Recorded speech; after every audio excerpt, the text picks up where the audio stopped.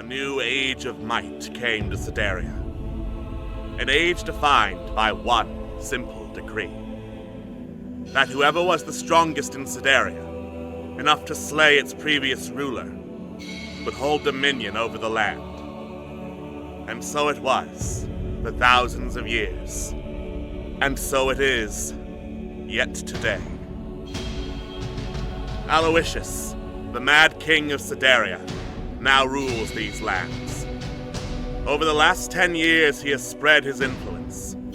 Using cruel hobgoblins and gnolls as soldiers, the land of Sedaria quakes, torn apart by his frenzied greed for the power it holds within. For Sedaria is a lost land, a land of riches unclaimed, of legends untold, of power unseen. A beautiful, vast, and deadly land. It calls to the bold, to the clever, to the daring, to any who would dare its shores seeking adventure. It calls to Megan, the war-forged paladin. It calls to Nyx, the half-elf warlock. It calls to Nizin, the dragon-born rogue. It calls to Tig, the kobold bard. It calls to Zidane, the wood elf ranger. And to those it calls, Sedaria offers welcome. The wilds are not easy, and not kind, but they shall give a tale to remember.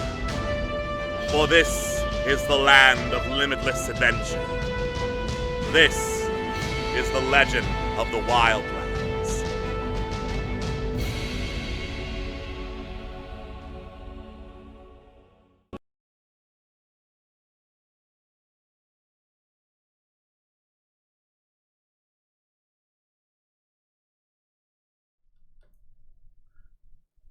Hello and welcome to D6 Tricks, Legend of the Wildlands, in which I finally figured out how to have reactive images on screen. So say goodbye, stupidest option for Discord to show who's talking when, because I've got reactive images! Woo! I am Alex, and I am lighting up in the top right corner.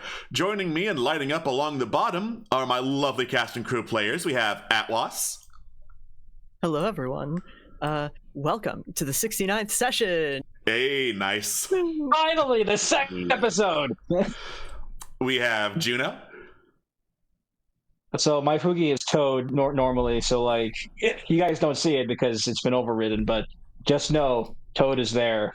He's always watching. He's always waiting. Yeah, hidden behind Megan is Toad. That's going to be the final twist. We open up Megan's chassis. Toad is in there, piloting her. Toad is piloting her like a mech. Oh, and we have Professor Moore. Hello. My Fugi is nothing special. It's just me. All right. Anne and Queen can't make it, so to represent that, their tokens are grayed out to show that they are not in the Discord call. Everyone else has color and will light up when they're talking. What will I do with the little scroll that's below my avatar? I'll figure that out some other week. Woo! But in the meantime, for the sex number session, we have our lovely cast and crew players, we have lighting up images, and we have a recap. To pass some time before their outpost was to be built, our heroes decided to continue their search for treasure. Only two were left, one in the jungle and one in the swamp. They decided to go for the jungle one first, deciding that they would rather risk the Angel of Plague than the Dragon of Kill You, which is definitely a power that dragons have. And conveniently, the jungle is the place where the treasure hoard was at the tower they can fast travel jump between. So, after jumping there, getting a whole bunch of gems and some various serpent-themed objects, the outpost was finally ready, and our heroes decided rather than jump for the swamp first, they'd go check it out. The outpost was operating fairly well. It was being staffed and built by a hardworking crew of dwarves, so to celebrate that, a inn and tavern was built, along with several other different places to, make the outpost a sanitary place to live. and our heroes decided to take a break day at the Inn and Tavern, watching a drinking contest between the actual priestess of some kind of god of beer and Helena Crestamoon, the most pickled woman to ever live. It ended in a tie, but our heroes met up with and chatted with several travelers that were passing through. One was Olgo, their old friend from when they laid siege to the Vothdar lair, who they convinced to stay, and chat with Brian, their friendly neighborhood brain in a jar, who was stupid as hell. There was also a overly cheery fighter, Soldralze Coldheart, who they decided, we should probably wait until Nyx is present in a session to talk with you, because you have ties to the Prince of Frost, probably. There was definitely not the Terminator, a rogue that was passing through. Krakus, a beef woman who somehow had the power to purify Acherite and, with a hefty bribe, was able to do so for Fuelin's Acherite arrows. And last but not least was Belspira, the Lady of the Wilds, who caught up with the group on how busy they'd been and noted that, hey, you have the legendary armaments of the Kingmaker. He'll probably want those back, leading to a talk of, oh, is he alive? Yes. Where is he? Somewhere in the Wildlands. Is he nice? She gave just kind of the, waving hand answer. But with this talk, since the Kingmaker did in fact have ties to several kings and rulers of Sideria beforehand, our group now had a lead on the possible whereabouts of Princess Song if they opted to ask him. It was at the end of the night when the drinking contest ended in a tie, where we resume our adventures and our session with our heroes, as they must decide, where do we go next? Treasure. Right. Yeah, let's knock out the last treasure hoard just to... Round that side quest out. Yeah. Round that side quest out, get Carolina her pension. Get her uncursed. Get her uncursed. Get her uncursed. Yeah, now focus on getting her uncursed and everything. Which the treasure would probably help pay for, honestly. Yeah. Question. I don't remember this. Carolina's cursed? Yeah, Yes, Carolina got cursed by the lantern. Huh. Okay then. Yep. She attuned to the hell lantern from the hell treasure, and it was cursed. It was mega cursed. Huh.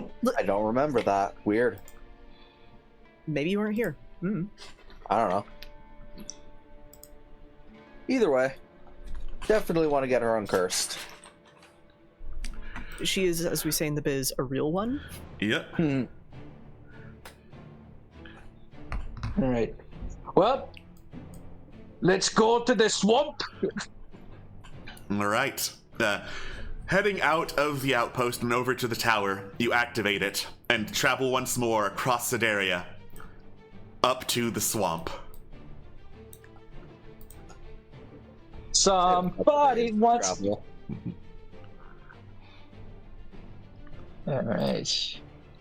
Okay, so let's see. Assuming we're looking at the fetid pits beneath the light of the moon, the dynasty that would watch it forever sits in peat petrification. The dynasty that would watch it forever. Trying to rack my brain, if I recall.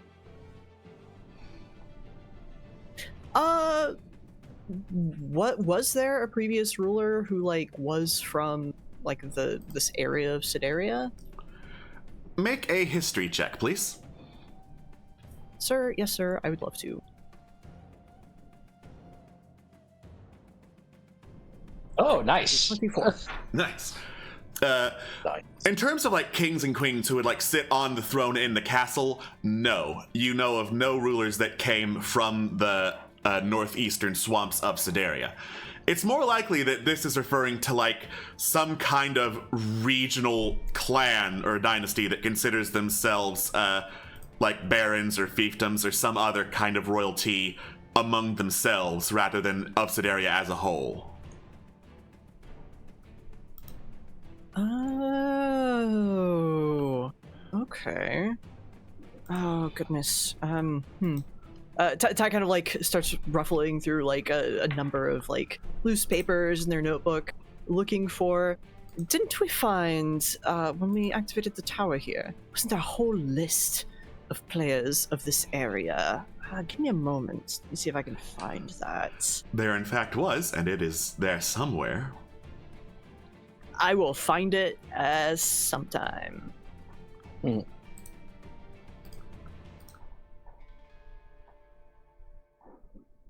Ooh, power players in the swamp of Sidaria. That seems promising.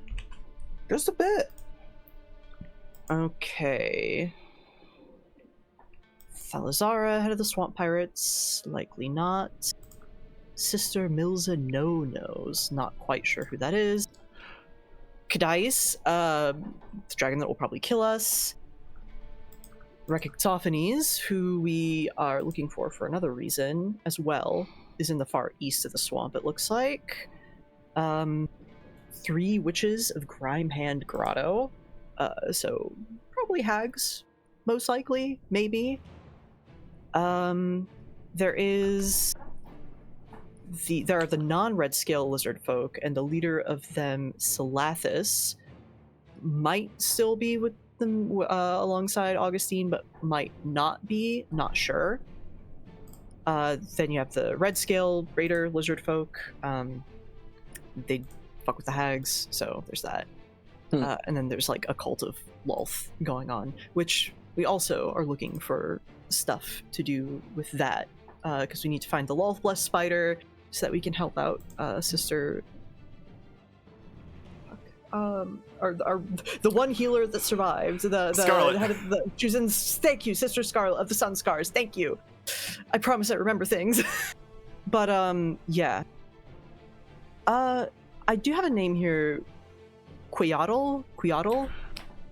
Yes, those are like the tree frog people who you met when you were sailing into Sidaria. They were among the pirates. Right. Yeah. Okay. Probably not. So, I mean, Unless you want to kill him, there's a nizip. to be fair, those were pirates. We don't know if like They were. all of them, right? Yeah. So it seems like our best bet might be to see if we can meet up with the non-raider lizard folk. I think that would at least give us some more insight into the area. Also, we haven't really been up in that like northeastern corner, so that would probably be a good option. Okay. I'll post the list so you guys can see it. Give me a sec. Yeah, I was looking through it. And these lizard folk, Barkat didn't piss them off in any way, did he? I said Barkat. Yeah. Well, are you cool with like Slathis and the folk that follow her? Salathis is weird. Like, I don't know if Like- she holds grudges against people. Oh, is there cause for her to hold a grudge against you? Listen, Red Scales and me definitely on the outs, because fuck those guys. Yeah. As far as I am aware, I'm still welcome in Barnock Bay. Excellent. Good. Listen, it would be poor form to walk into a place where you have an active bounty on your head. Irresponsible, really, truly. That would be very bad. Yes. Yeah, that would just be, like, rude at that point. Exactly. I mean, we have to know about these things, so we could probably hatch some harebrained scheme to collect the bounty money and then also keep the person. Anyway, we're not dealing with that. We're So not good to dealing know. with it.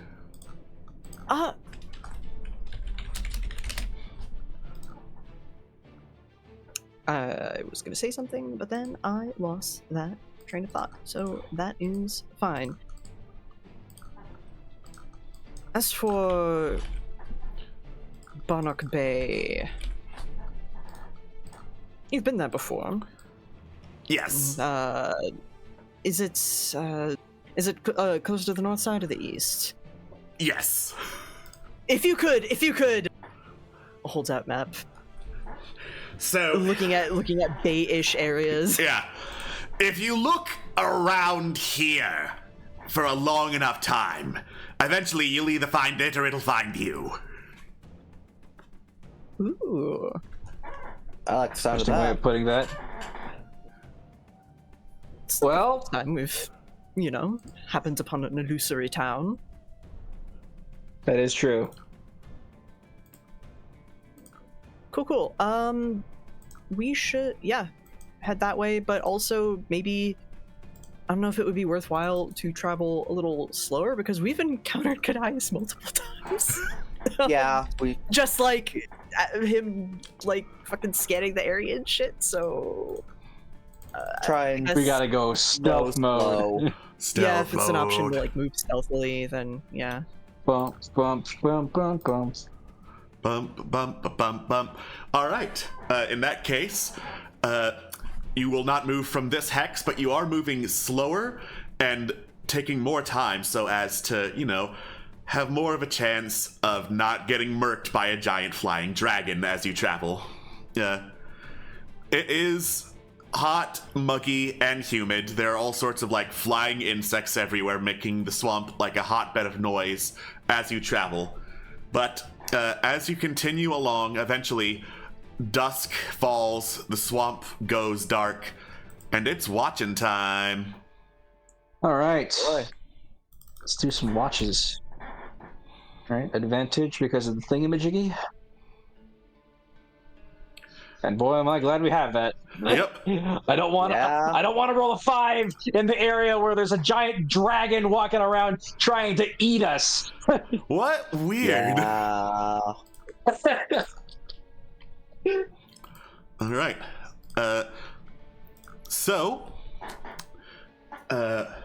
As you take watch, you can hear some loud croaking, and looking around for the source, you can see a lithe, brightly colored frog-like figure, another of the Quail, grasping onto the side of the tree, looking upwards to the moon and the sky, and croaking loudly at it.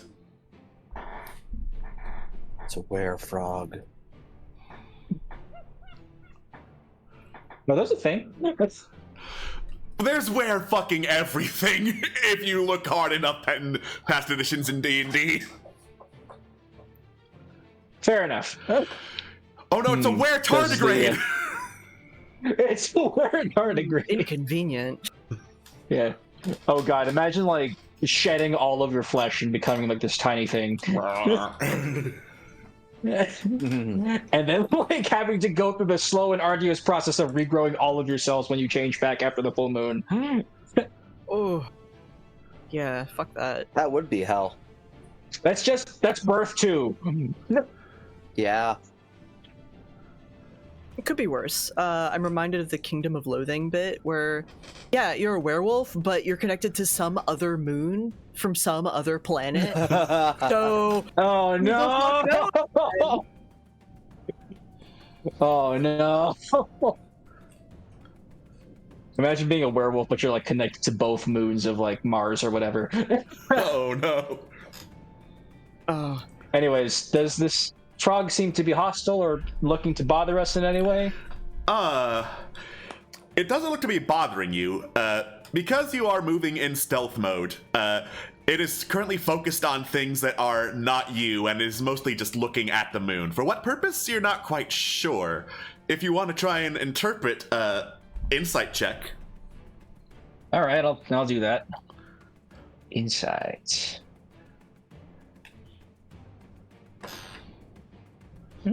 Okay. Good roll. So the Quail have their own language, which you do not speak, and in fact few people do. However, based on the like frequency and like fervency with which the frogman is croaking at the moon, he seems to be like venerating it somehow. it's some form of like worship or adoration that the frog is doing. Okay. The frog worships the moon. Well, as long as the frog worships the moon and doesn't bother us, I see no reason to mess with him. All right. The frog continues moon worshipping for some time until it goes past where it can see from its position, and then hops along to follow it. Second watch, please.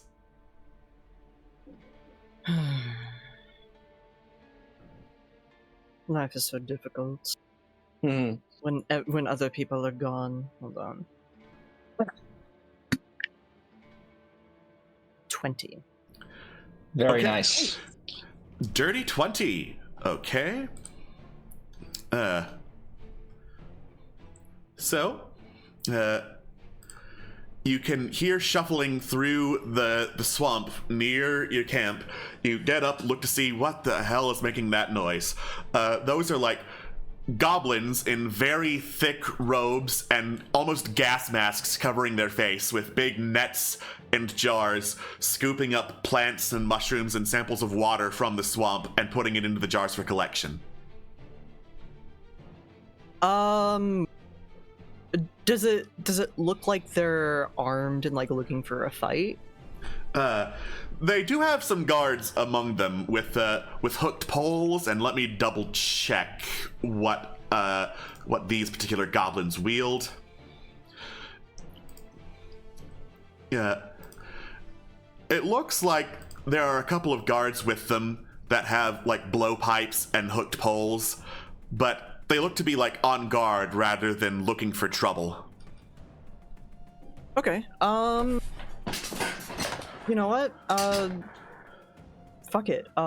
They seem like they've got something going on. Tig speaks Goblin, and they don't look like they're looking for a fight. So, yeah, I think Tig would be happy to first keep an eye on them, but then kind of like approach after a little bit, making sure to call out before blowgun. Actually, pause. Does it look like they're being like particularly quiet, or does it sound like, I guess, they're being particularly quiet? Let me double check once again. It looks like they are, in fact, trying to be stealthy. You can see and hear them. Their average stealth is lower than what you rolled, but they are trying to move about stealthily. Okay. Shoot. I think Tig will send a message to one of the guards. Just like a hello, camping nearby. Can I help you look for something? The guard snaps to, calls out in Goblin, "We are noticed," and the other guards get on defense. The other guard relays the message to the others. There's some murmuring and shuffling as one of the goblins that has like very crude looking badges, clearly carved out of wood and like pewter, pinned onto a thick leather armored coat, steps forward, like leans forward. You can hear some sniffing through the gas mask as he just gets up in your face. You're a healthy one. What we look for does not seem of interest to you.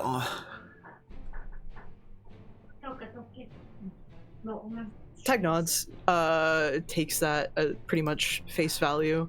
We've seen so many goblins dealing with outbreaks of disease, and by that, Tig kind of like nods, then sort of just does message again to keep from speaking out loud, and just, is it a Nilbog thing? No. Angel spread up here. We're trying to find and replicate her work. They perk up. Have you had success doing that before? Depends on what you call success, Scaled One. Every step one moves towards one's goal is a small measure of success. I knew there was something smart about you, clean scaled one. Ty kind of smiles a little bit, but as long as there's nothing that they can help with, is happy to quietly let them go on their way. All right. The goblins head off. And third watch. Wahoo. Yeah, I wonder who's doing watches. Who's gonna be doing watches at night? Yeah, imagine. Imagine. All right. Despite the swamp being like a hotbed of activity, you don't notice anything like sentient or that dangerous around. Some regular frogs that are fairly large for frogs hop by and croak at you, but then as soon as you like turn to look at them, they immediately hop away, not wanting to deal with this. No goodbye. They just give you a quick ribbit Those are and then neat. immediately leave. Neat.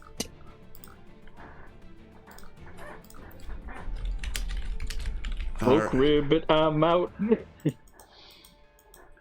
Morning arrives in the swamp, and you all pack up and start heading outward for more adventure. Yes. Northeast, Quiet yes? adventure. Yes. Yeah. Yes, sir. All right. Sneaking through the woods. Quiet, quiet.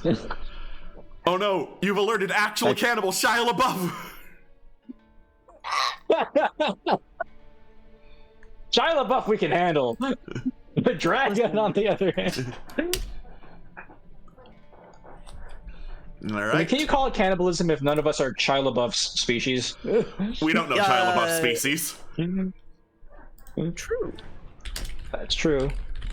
I mean, personally, I'd say that if you're a sentient being that like eats another sentient being, that would most likely. Yeah. Yeah, like maybe not the dictionary definition of cannibalism, but like societally, it would be cannibalism. Yeah. It would be taboo of some kind. Yep. I'm just making some notes real quick. Okay. As you continue along your way, you get to around the afternoon when you hear some screaming from nearby. You look around to see the source, and like rushing through the trees over towards some watercraft are several humanoids, mostly human and orc descent, rushing for boats, clad in like thick leather straps and cloth masks wrapped around them, running to boats and trying to like push them out into the water and sail away. Yeah. Cool. Very sexy. When probably the local pirates are running something we should probably run to. I was gonna say, does it look like they're running from something? I would like to make a perception check, please. Perception check that for me. Let's go. Okay. All right. 13.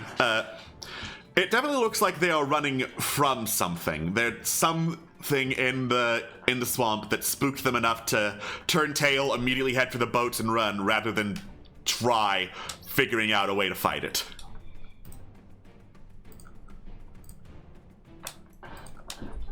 One quick question.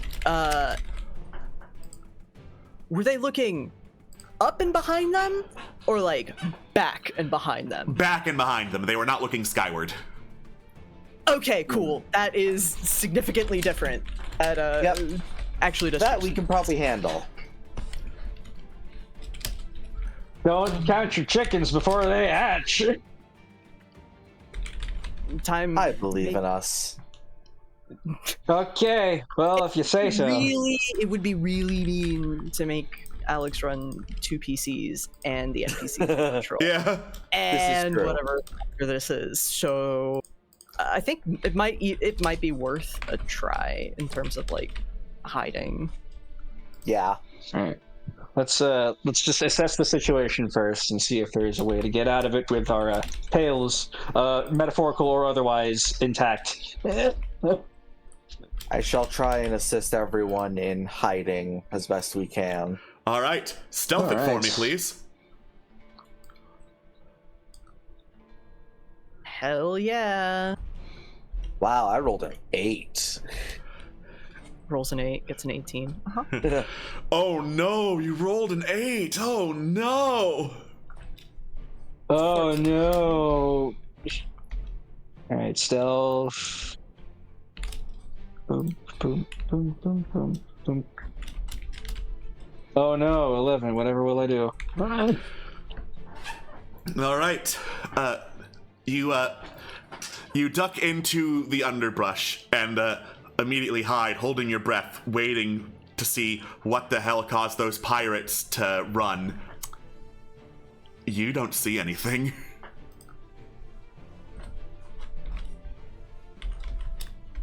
Watch it be like the rabbit from Monty Python, but like an axolotl. That's all that's been in my head.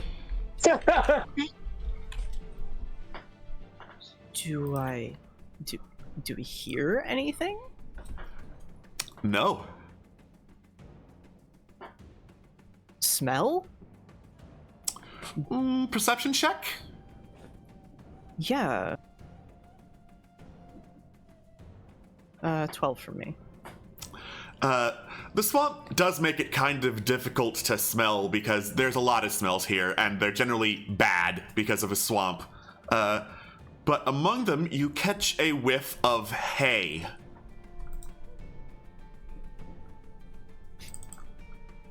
Oh, that's... Oh. It's musty, like... Huh?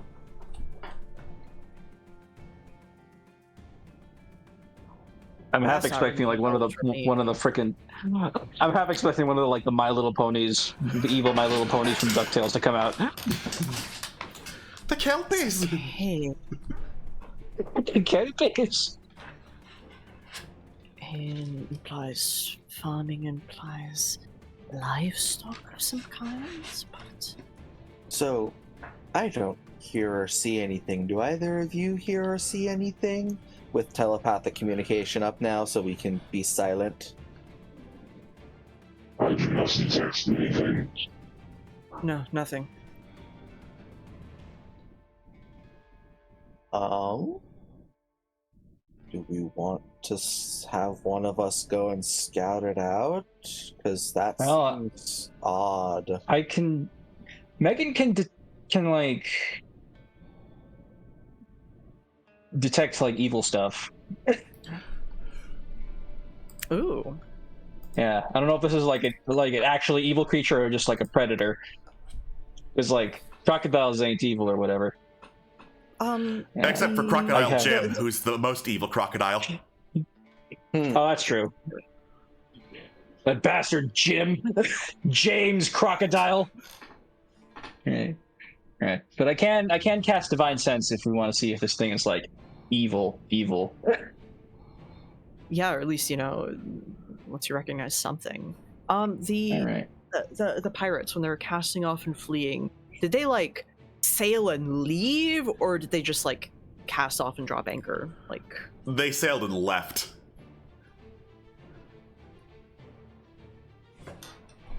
either it's the fuzz or something really, really fucked up. Yeah, I'm like, Nizip is like, I'm gonna go check it out. Because this is weird. All right. Oh, should I? Yeah, stay safe. I can't give you bardic, but Yeah. stay safe. Give me a divine sense. I will take the 18 as you still being stealthy because I try to save stealth rolls for like the moment of possible detection. You got it. Okay. All right. Any fiends / celestial / undeads in there? None that you can pick up. Okay. Well, nothing evil in there. There's that. I- At least. Do not sense anything fiendish. Well, that's good at least. All right. Nizip, you carefully adjust yourself to get out of the underbrush without making too much shuffling noise and creep forward, peeking around to see what spooked the pirates. There are some scarecrows hanging there on posts, swaying in a swamp-like breeze, their heads tilted to the side and macabre grins painted on their faces.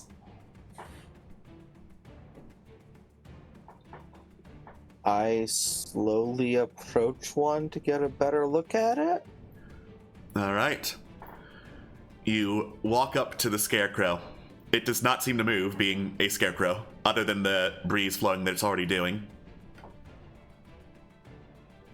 Were they like attached to anything? Yeah, they're on posts. They're on the typical Okay. like. There's a post up top, and then one for the arms that holds them up. Okay, so no like mechanical nonsense, no pulleys or anything that make them look like. Nope. Oh, You poke the scarecrow. As you do, some black inky substance from underneath the scarecrow's burlap like emerges and starts writhing and shifting all over its face, and keeps on going, and you can almost see it forming into teeth along where the mouth is painted, and you hear it whisper, Oh, so the bastard child has come to play. and you hear a snap, turn around, the other scarecrow is suddenly like right behind you. a mental thing. I fucked up. All right. Oh boy. I roll my proverbial sleeves up. Time to collect our dragonborn. It's like Nizip is just frozen, just like. Oh. We are coming. Cool. All right. Yeah, off to rescue, unless you have a particular bang you want to open with.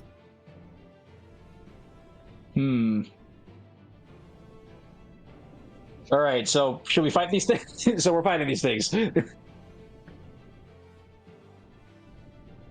I mean, I'm happy to cut and run. We just gotta get Nizip out of there safe. Okay. Well, I'm gonna see if I can. Like grab Nizip because I'm a big burly bulldozer. I could probably like at the very least snap him up out of there. All right. Go ahead and roll athletics for me. Nice specialty.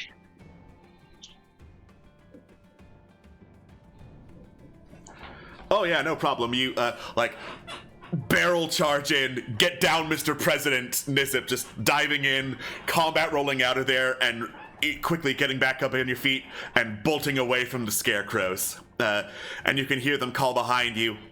We'll be seeing you soon, dearie. What were those? What were those?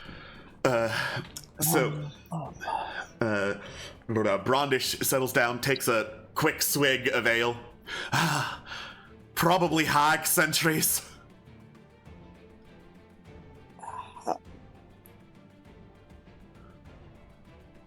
Like all the scales and feathers like kind of ripple, just eccentrics. Your senses might not have been able to pick up on anything fiendish, but mark my words, that's still evil in there. Believe it. No.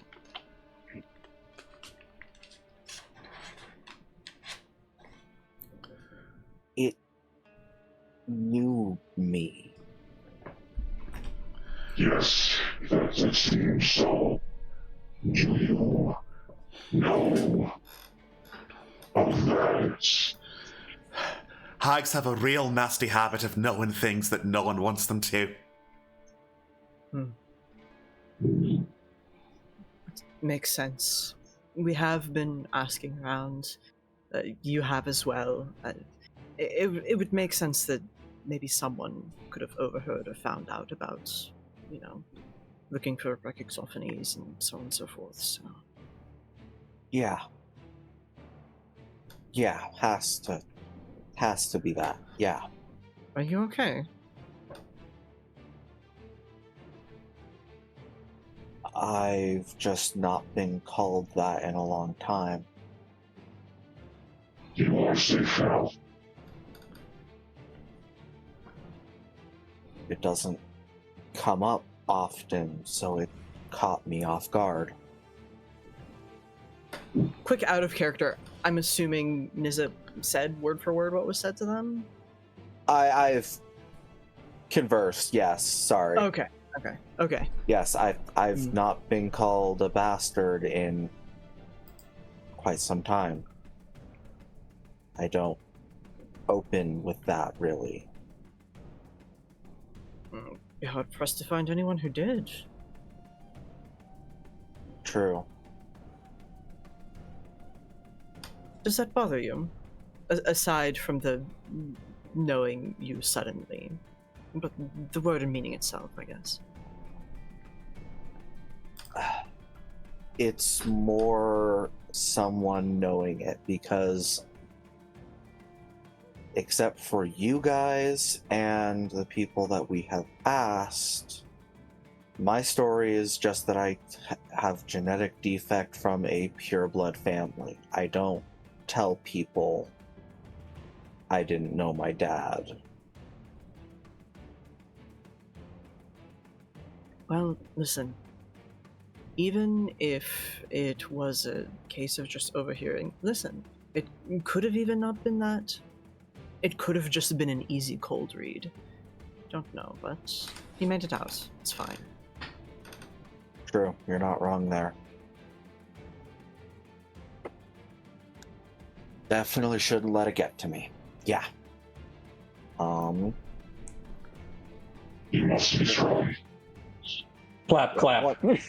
Yeah, once Nizip comes to a little bit more, they'll describe the like blacky ink stuff a bit more, just to give the full picture of what was. Hate that. Yeah. Yeah, that is gross, says Helena. Almost makes me not want to drink. Immediately she takes a drink. Almost. I did say almost, yeah. Almost. Have you ever found anything that would tip you over from the almost side to the not side? I don't want to, so I don't want to think about what that would be. You know what? You're so absolutely correct. I hope it never happens. Yep. Agreed. Because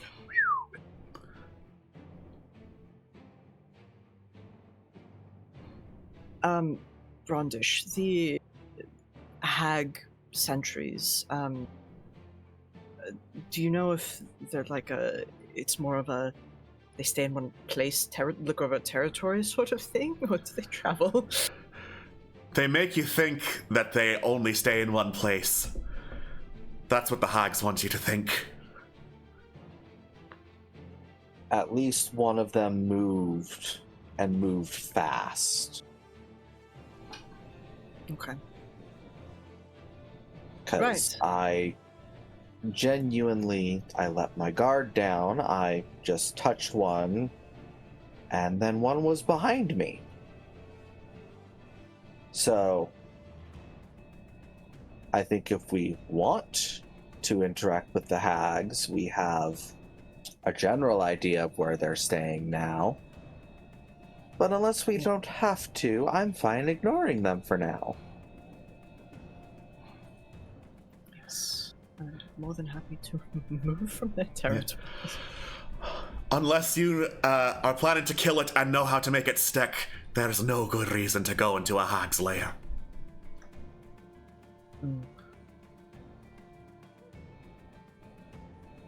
You're right, because anything that they would possibly know would be deceptive as hell. There is just no reason. Let's keep moving then. Aye.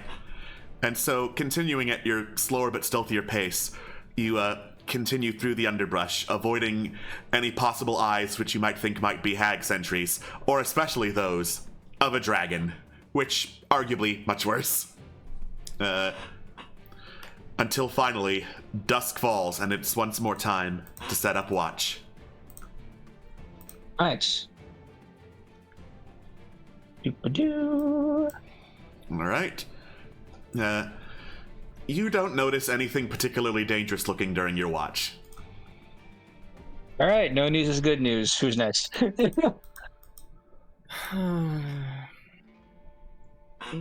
one must insist.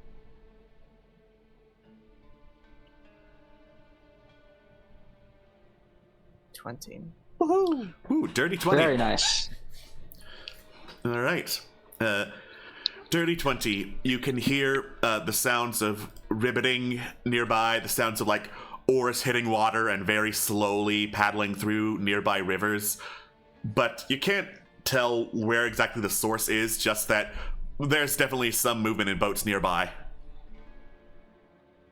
Okay. Yeah, just keep an eye out, let the gang know, so on and so forth. All right. Yeah. Fourth watch. Fourth watch? What happened to my third watch? I ate it. Needed it. Yeah. Went to the same place second breakfast went. Yep. 11sies too. So Out back.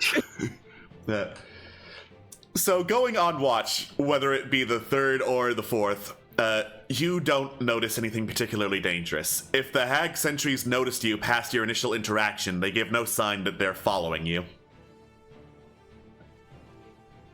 Yeah, makes sense. Makes sense. Oh, phew, we escaped the hag sentries.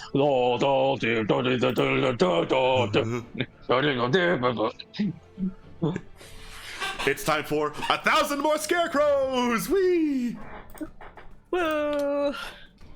All right. Continuing on your way, you head northeastward towards the corner of the continent. It gets more and more swampy, marshy, more wet than dry, more water than land, and so you're like mostly wading along, looking around for signs of civilization or someone else around there. Go ahead and make investigation checks for me, please. All right, let's investigate. Got it. Absolutely. It's not letting me. 24. Seems my sheet broke, so I'm gonna try Uh-oh. that again. Uh-oh. Hell yeah. All right. So, looking around for signs of civilization, it's pretty hard, given that a lot of this is on the water, but hidden among the ferns, growths, and other various, like, sprawling plant life here in the swamp, you notice hidden boat hooks. Few of which seem to have boats actively tied to them, but as you follow, like, a line of boat hooks, you notice, like, paddling a gigantic raft along, a raft with what looks to be a shack constructed in the center of it. There is a brawny lizard folk, with, like, spikes along his back, like iguana-style spikes, and a big bulky tail, paddling along the river, running, like, perpendicular to where your path was going. Oh.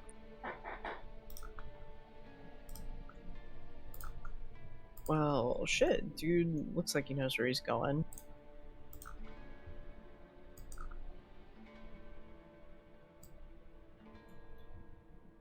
Ah, fuck. The name of the place Barkat mentioned, it was sort of the something Bay. Barnock Bay. Barnock. Thank you. Yeah, fuck it. I think. Wouldn't have guessed that. I remembered what it was. I just didn't have the chance to jot it down. Yeah, Tag will sort of raise a claw in kind of greeting and just call out, "Ho! We're looking for Barnock Bay." The lizard folk hears your cry, takes out his oar, like, parks it along the bank to break the raft so that it slows to a stop in front of you. Looks you over. Barnock Bay, are you? Not a lot of people coming around these parts around here. What's your business with Barnock Bay, if I may dare be asking? Well, looking to meet with Slathis for one. He looks you up and down. Checks out, you look like the bunch of weirdos Salatis would want to meet with. Yeah, we get that a lot. Well, thank you for your candor. Ain't no time for spewing any bullshit. There's enough shit smelling around here, you know. Through that. Real. Well, hurry up and get on the raft, why don't you? Don't want the tide to wash us away from the bay, we don't. Well, with an invitation, then yeah, absolutely. Yeah. Just hop on. All right. Thank you. Thank you for your hospitality. Make sure you don't make me regret it or nothing. We'll try. We all know our best behavior. Does it look like he has anything that needs fixing? Like, Tyg has mending and like a bunch of shit to help with that, so they'd like to, do him a turn since he is helping us at least. You take a look around. Inside the shack, there appears to be like a workshop of some kind, mostly like tools for working with wood, saw, hammer, and the like. Some broken pieces of wood that he's been trying to like manually put together that you could work with. Oh yeah, absolutely. Anything that like obviously looks like it needs to be mended or put back together, then yeah, Tyg will spend time just getting shit put in. All right. So he paddles further along the river, and as you travel along, you pass by a series of like big wooden towers that have been set up along the swamp, built into the sides of trees and mostly hidden with like thick draping vines above them. And you can see like movement from inside, looking around saying, hey, what's that on the raft? But letting you pass otherwise. Afterwards, you get into like a lock like you would see in a canal, with a big wooden gate that rotates to shut you in as water is pumped upwards to let you onto a higher river, and then continuing along until you reach this big artificial lake in the middle of the swamp, elevated slightly above it, with other lizardfolk rafts and boats all made of wood floating along it, connected to each other through an intricate set of boat hooks and ropes. As the one you're on sails upward, tosses out a rope, and hooks onto another to, like, expand the territory of Barnock Bay. Welcome to the Lizardfolk city of Barnock Bay. Hell yeah. Damn. Very green. Yeah, you're in a swamp. Yes. All that delicious scum and duckweed. Yep. Oh, gotta slurp up the algae and moss. Photosynthesis, baby. Yeah. But yeah, thank our lovely host for being willing to convey us. Yes. Yep. Thank you. Much obliged. You behave yourself, yeah? Ain't a lot of people gonna take care of you if a hatchling steps out of line, ya. Mm-hmm.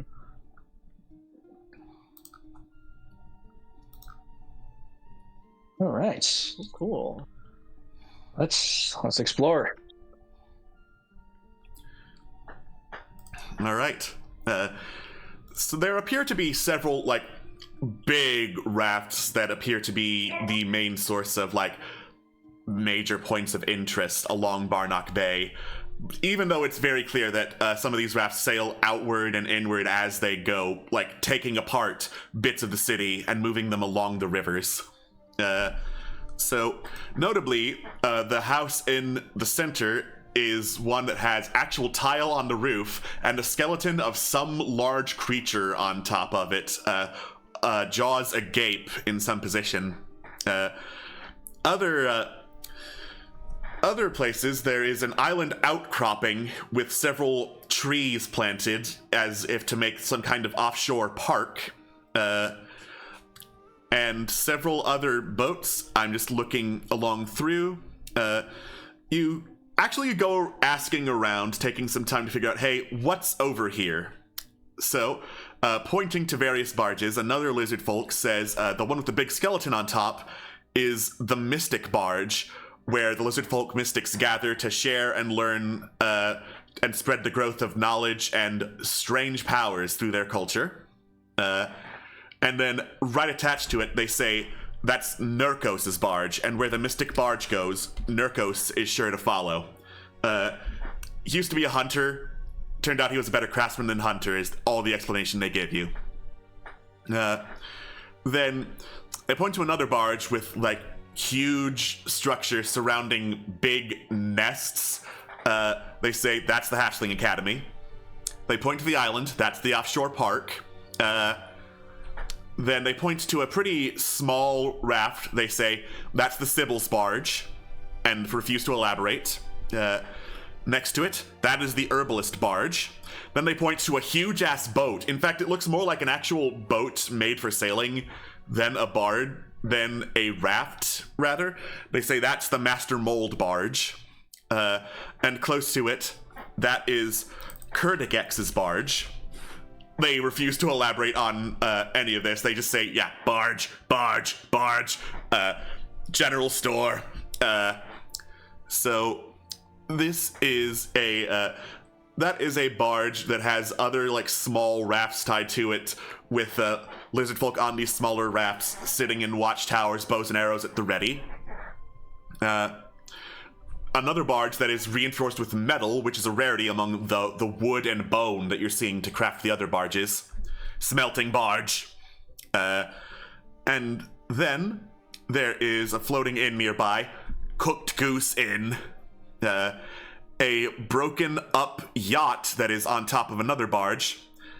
That it says it's the Clarity. That's the sleeping barge. And finally, there is a tap house near the broken yacht barge. Old Leg Tap House. You go there for drinks.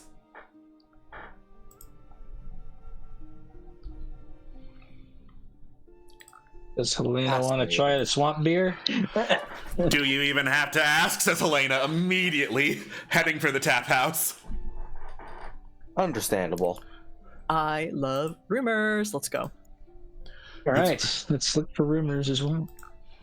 All right. It's rumor gathering time, and then we rumored all over the place. Okay.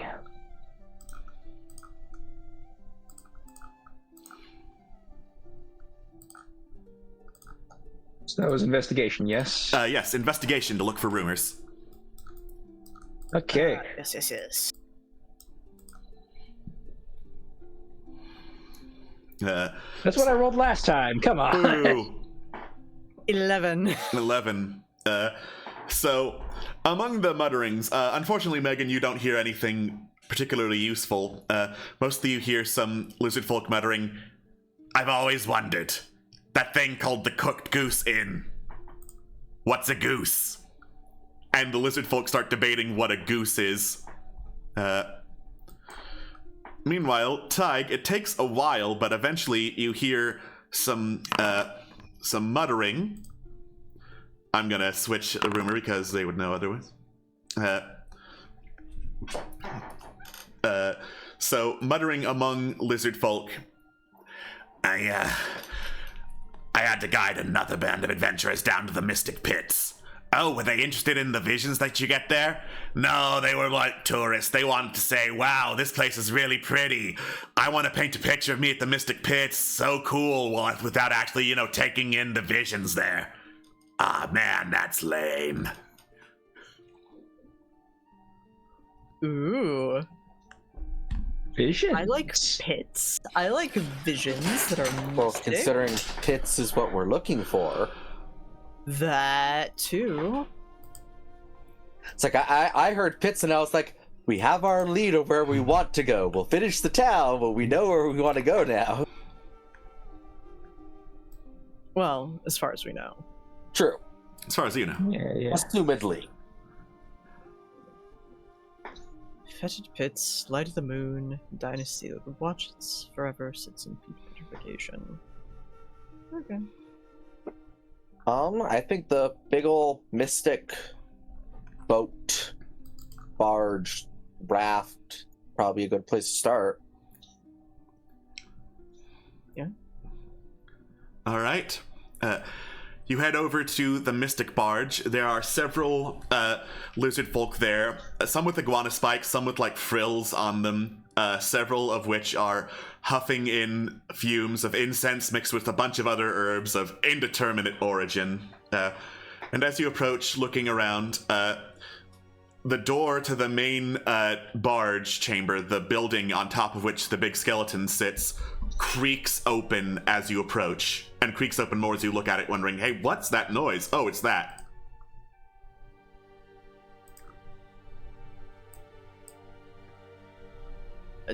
Does anyone come from within, or does it just... No, it's just open. Cool. Automatic doors. That's neat.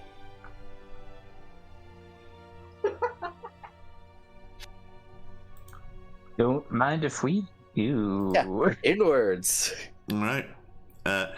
You step inside, ducking down a little bit once you get past the door, and there are all sorts of like hanging totems and gewgaws around the chamber. Several like totems carved out of bone or otherwise being like straight up bones of other creatures assembled into idols and whatnot, all hanging around. Several jars of masonry that appear to be like spreading around incense or other kinds of smoke, making it kind of hard to see. But in the middle of it, there is a lizard folk woman, frill on her head, crocodile skull for a helmet, several layers of cloth, feather, and wood as armor, and chameleon-like eyes that are never focusing in the same direction. One turns to you while the other looks straight up at the ceiling, and she says, You have answered the call at last.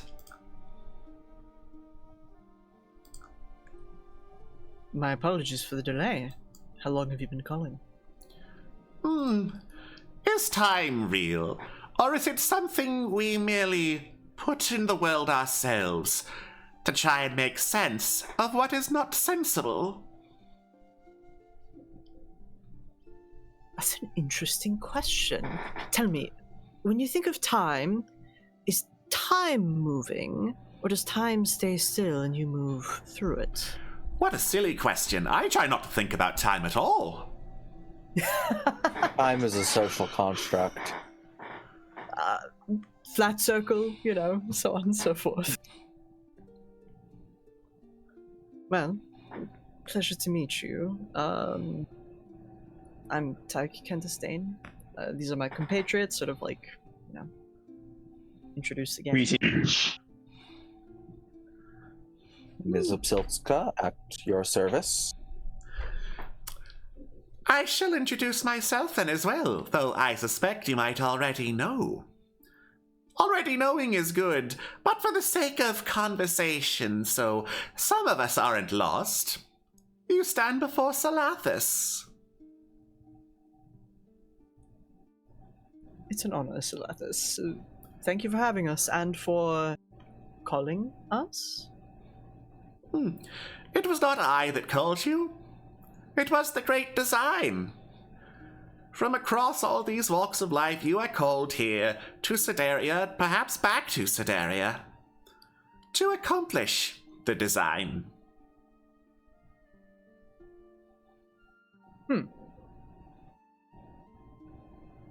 Are you one of those who orchestrate and architect such a design, or do you follow it same as any others would? What a silly question. All those who try to orchestrate the design only do so because that is what the design wills. Ah, I see. Sounds like you're Okay. talking about destiny. Predestination, even. You may call it destiny. You may call it fate. It has many names. It cares not what it is called, only that it is done. I guess it wouldn't mind me calling it bullshit. It might. Oh, it would? Agwood started to laugh, kind of like did a double take. Wait, shit, it would? Hold on. Wait, no, it would? I didn't say anything. I said it might. Of course, of course.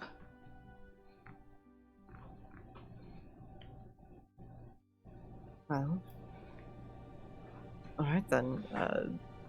In that case, well met. Thank you for the introduction. We are here on design. You are here on design. There was that, plus I'm sure other things have brought us together. You may call many things what they are. It all comes back to the great design. What we are here to do. To bring great change to Sedaria. Change long overdue. Ah. What kind of change has been within your sight, I suppose? That'd be my question. To speak of details would be to alter the great design. If one knows destiny, one does many things, but any of those things change destiny.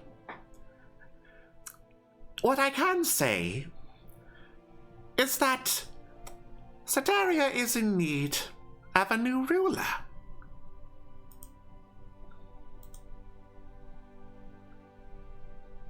I don't think anyone would disagree with that. Though there are few who would say it out loud as you do. I say many things. How people interpret them is up to them. I merely speak truths, and everyone interprets truths differently. Funny, isn't it? How objectivity gives way to everyone's own truth.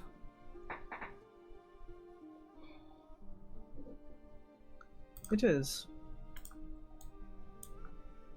I mean, if you want to get into it, is there any such thing as objectivity? We only have what we can perceive ourselves to the world, so by any, measure, objectivity is flawed as a concept, is it not? You see objectivity as only within yourself. Seeing it without is how you know what truth is. Not your truth, not their truth, but the truth. Huh. Then what about the truth has brought you to that conclusion, I guess? That is simple. I see what cannot be seen. I hear what is not spoken. It is in visions, in fragments, the most I can hope for to glimpse the design.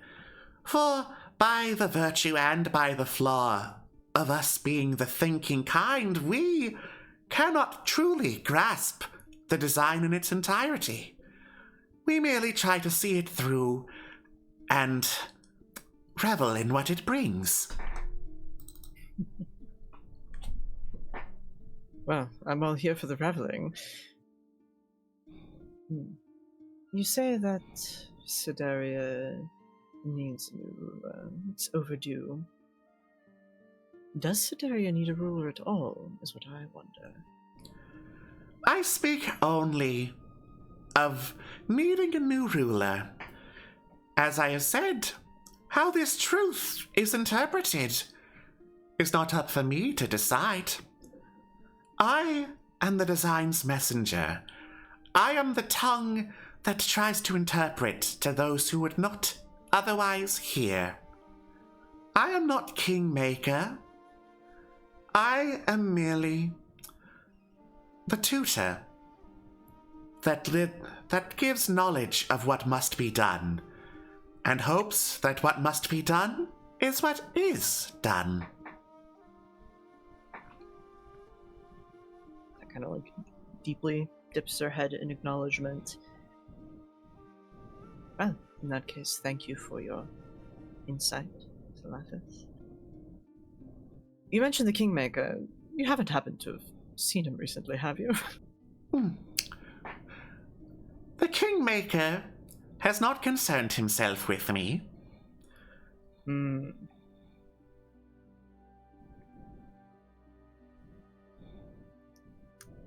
Good to know. Well, So, if it is of the design that we were to be here, why are we supposed to be here? You it's are the arbiters of that change. It is through you and alongside you that this change will sweep across Sedaria.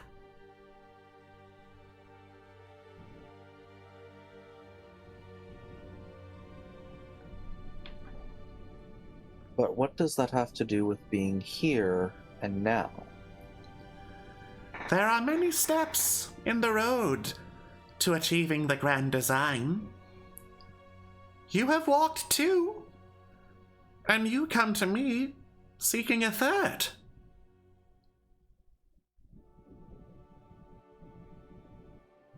yeah, that makes sense. That tracks. I mean, there are only so many patterns that can exist without, them coming to notice. Alright then. I mean, I don't know about you lot, but we're here. There's a design to be fulfilled. I'm happy to take ownership of that. Are you all?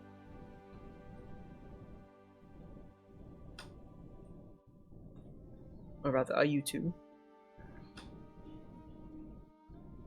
Don't know. I don't truly believe in destiny. One need not believe in the Sorry, go ahead. Destiny or not, it is true that this land needs change. True. One need not believe in the birds for them to fly.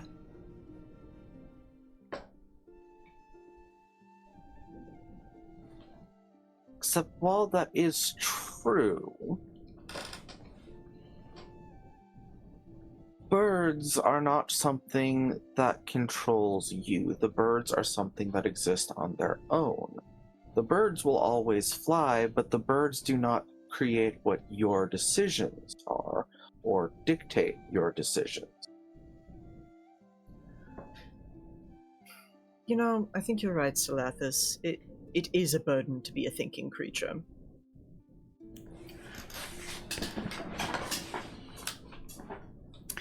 What a silly concept. Birds on their own, nothing is on their own.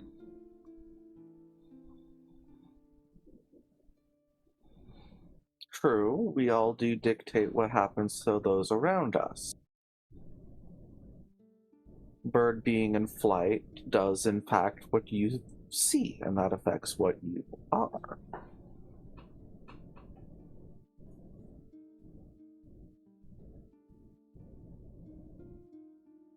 I'm just not so sure that everything happens because it is destined to happen. Life is made as it is, not because of any grand design. Honestly, agree to disagree. I find it easier to believe that, things will happen as opposed to everything happens for a reason. Fuck that. It makes more sense that, perhaps things are just destined to happen. I do not know how much stock But either way, I are the directors.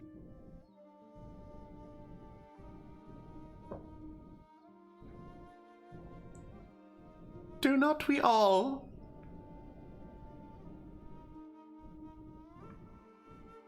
True. Perhaps.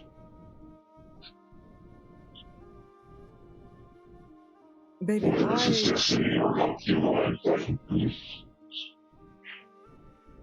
You could go ahead. Oh, it was just gonna be an irreverent, like, button comment. It's All fine.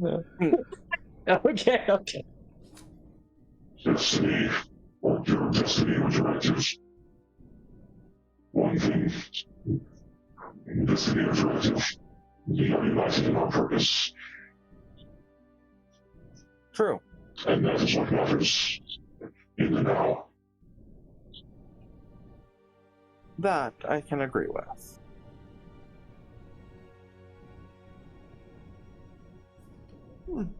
Well, since we've come to an understanding on matters of philosophy,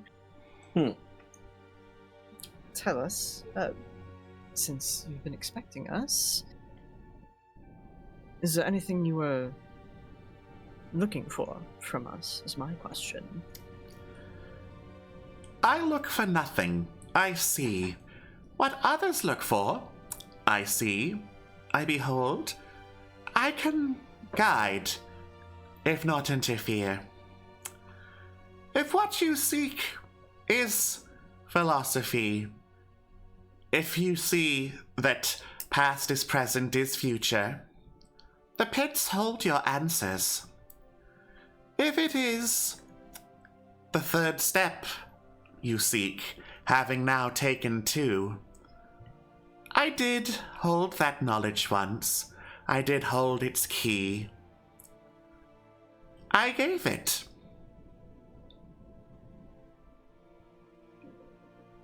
To whom? There was another of the swamp, trusted now more than I by our current king. If safety and guarantees of loyal hands were his concern, I gave it without question.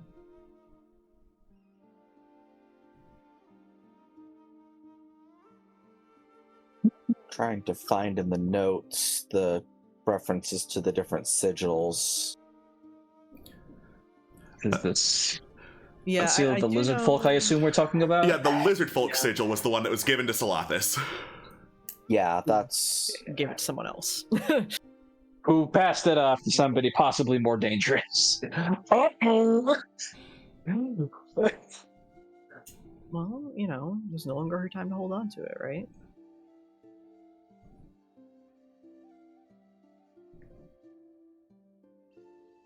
All right, I'm so sorry. Just the surname Chain Jiggle had me in a chokehold there for a moment in my notes. What a good fucking name, Chain Jiggle. A plus. Changeable. Sigil, sigil, sigil, sigil. Oh my god, so many sigils. yeah, because I know it was a while ago that we had the different talk of the sigils. I'm just not remembering where we had that written down. Yeah, It must have been so- pretty early, honestly. yeah. Because I believe most of the talk of sigils is... like, didn't we talk about them a lot with, Henry, I believe, and also... yeah. I'm looking through some pages.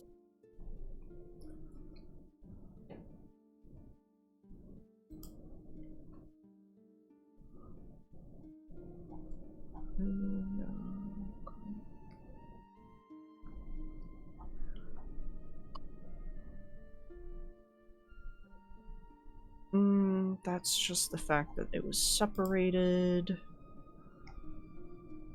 So, no on that.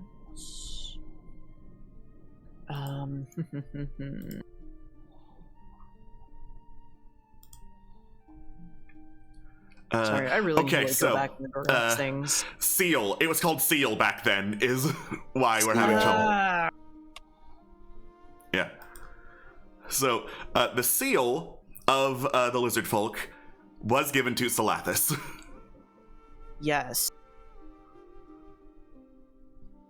I think that's honestly the most we had about that from what I can see. It's just we knew that it was given to Salathis by Augustine, and then maybe she no longer had it, so... There we are, session 8. And we've had 61 sessions since then. Yeah. Forney. Yeah, it looks Jesus, like- it's not Panry. Wrong gnome artificer. Sorry, my bad. Fuck. Speaking of Varney, at some point I want to go back and ask about maybe getting eyes for Brian. Okay, But I was that's a mixing up- side thing. Yeah, I was mixing up the information on the elf one and the lizard folk. So yeah, okay. Okay.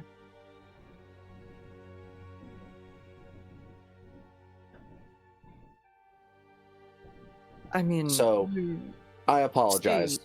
Catching up now that I'm not looking at notes. You said you did have the seal sigil, but you have since given it to someone else. Yes. Who? Who you avoid, you must now seek, if you wish to take the third step. You gave it to the dragon, didn't you? Freaking dragon. Oh, If you would heist a dragon's lair, there is a chance the design would let you leave without a fight. But I sense fight is an inevitability. Your visit into the swamp today, tomorrow, maybe even at the end of things, he would be there. Right, because we gotta figure out why this dragon's freaking invincible. Yeah, because we aside gotta from being, undead and shit. Yeah. gotta talk with the other draconids throughout the land to see if we couldn't figure anything out. Actually, I had a question. So, we came back, to the swamp tower. The eggs there that were in the acid bath, the black dragon eggs, were they still there in the same amount of them? Those might have been in the Fey Tower. Oh, were they in the Fey Tower? Okay, sorry. My mistake then.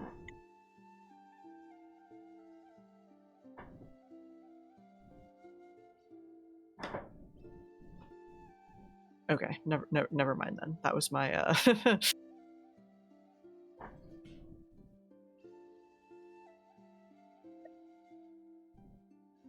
Well, in that case, thank you for your insight and for confirmation of, let's be honest, we knew we had to do it eventually, but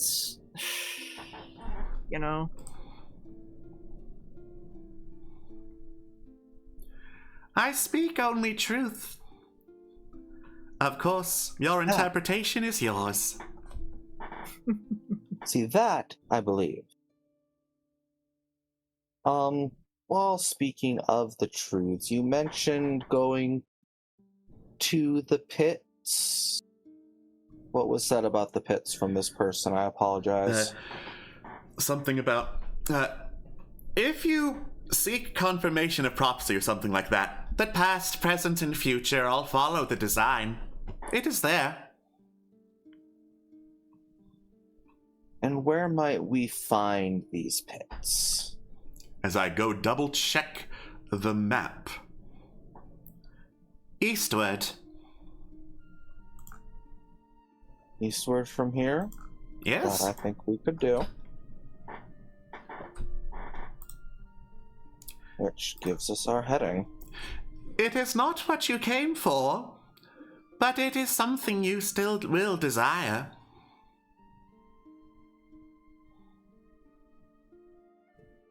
Well, thank you, Salathis. I'm certain we'll be seeing each other again. Agreed. Your Insight is much appreciated. Sight is a funny thing, but I am sure we will behold each other.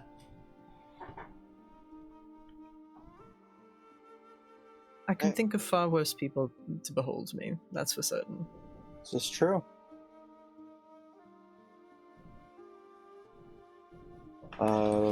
Did we want to look at anything else throughout the town?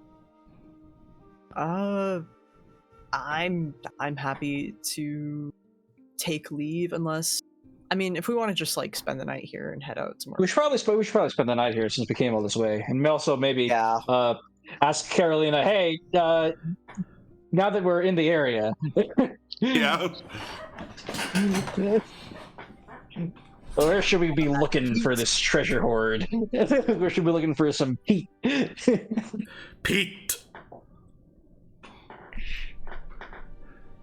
Oh, to be a bog body. All right. You heading straight into the inn to relax for the night? Yep. Okay. I think that's a good idea. Yeah, I think so. All right. You gather up at the inn. The lizard folk do not take payment. They mostly ask, help out around town, do some fishing, do some repairs. Otherwise, they don't care about money at the inn. I think we can do that. Yeah. Yeah, helping is something we've done many times. Indeed. So as you spend some time in the town doing that, you hear mentioned that they don't expect payment at the inn because usually people are traveling through Barnock Bay and not trying to stay there, so what's the point? You get some work done, start settling down into bed, and consult with Carolina. Alright, so fetid pits, peat petrification, where the hell is that? Carolina consults her notes, points to all the various maps of pits and whatnot that would qualify, points eastward. And you said the weird mystic lady said what you came for is not there, but it's still what you seek? Something along those lines, yeah. Okay. She pulls out like a sheet of mostly transparent parchment, puts it over the map, crosses out an X over there. Okay, not there, that's not petrified. She starts tapping between two locations. Megan, the frog thing you saw the other day, what was it doing? It was worshipping the moon. The moon. Yeah. Yeah. We gotta look for the We frog gotta go to people. the moon. Oh, that makes Hell. more sense. That makes more sense than going to the moon. Wait, what? What were you thinking? You Oh, didn't God. catch that at the same time? Nizip was like, we gotta go to the moon. We gotta go to the moon. That makes more sense. Yeah. Dang. Dang. Here I was, getting all excited to go to the moon, eat some moon creatures to gain their powers. Ooh, I wonder what kind of powers moon creatures would give you. Moon powers, obviously. Ooh. Maybe you wouldn't need to breathe anymore. That would fuck. Or you could breathe moon air. Ooh, true. I wonder what moon air tastes like. I'm going to find out one day, mark my words. I believe you. Sincerely. I believe you. Barkut single-handedly founds the Sidarian space program to breathe off moon air. Yeah, I hereby vow, I will breathe moon air.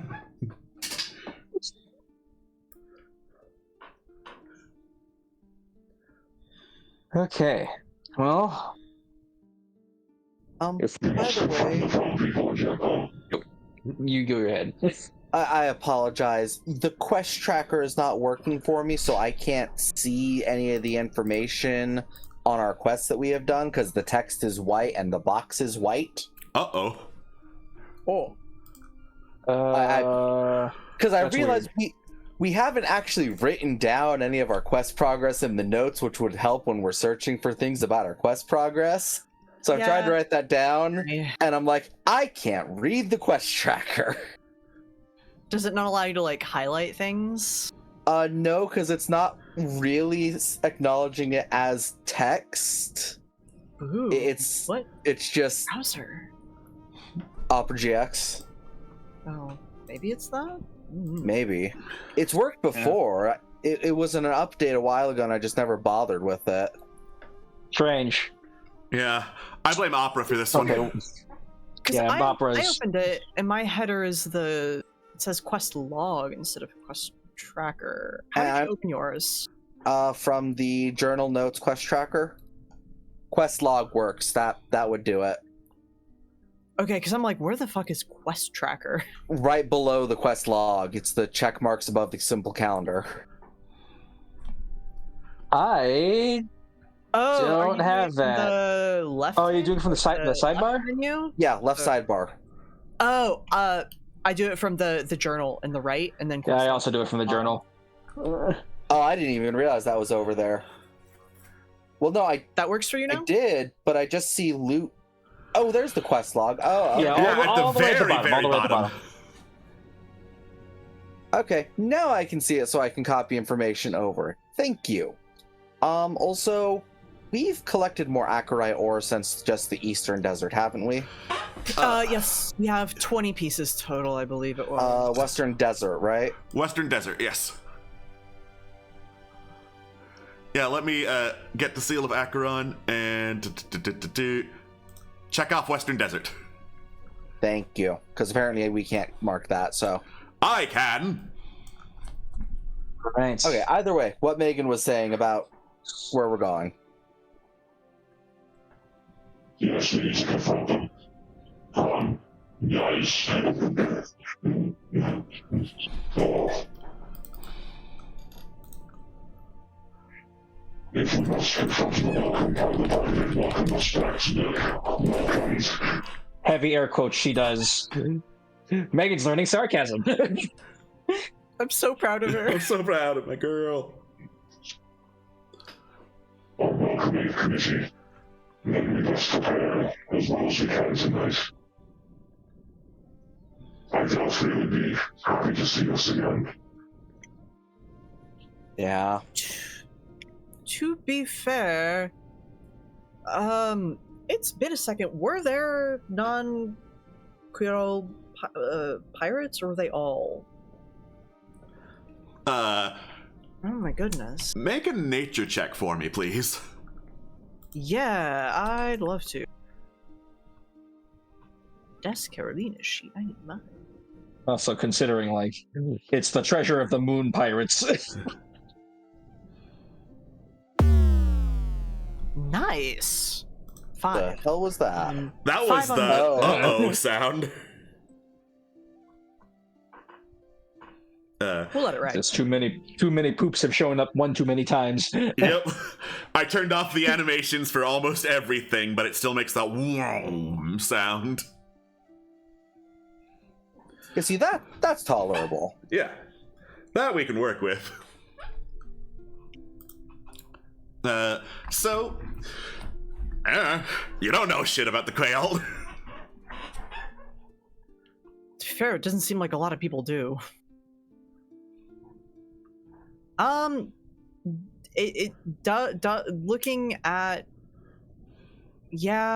Looking at my notes, it does seem like all of the pirates were Queotl, so does that mean all the Queotl are pirates? Shrug. But all of the pirates we encountered were indeed Queotl, so. Wait! No, because fucking Rocco Nine Toes was not. Yeah, Rocco Nine Toes was damn not. There were human pirates and there were quail pirates. Okay.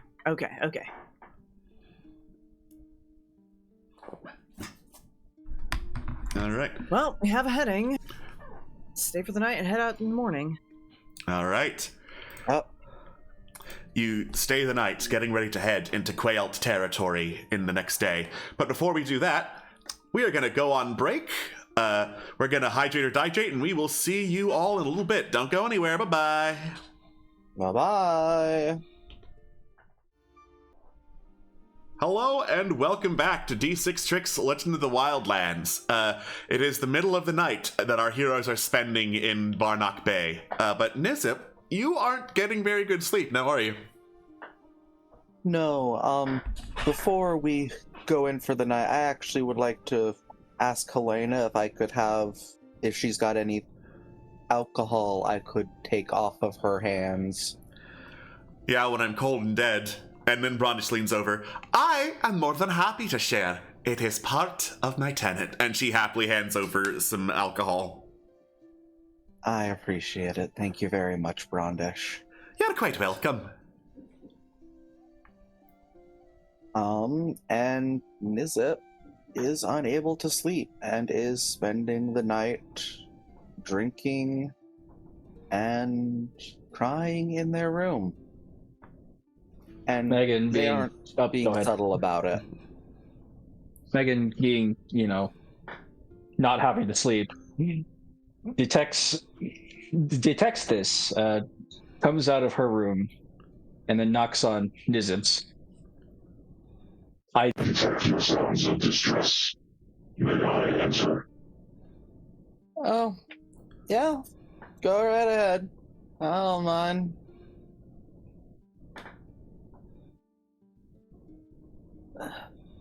Sorry, I normally try and keep it down some, but I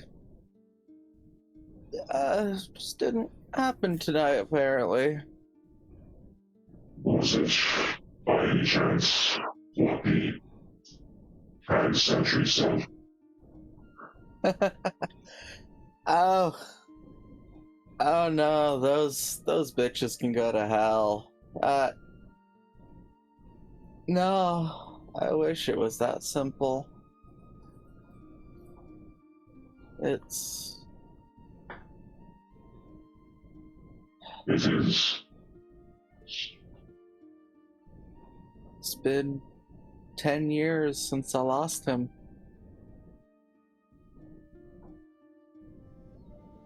Every year, the pain just gets worse.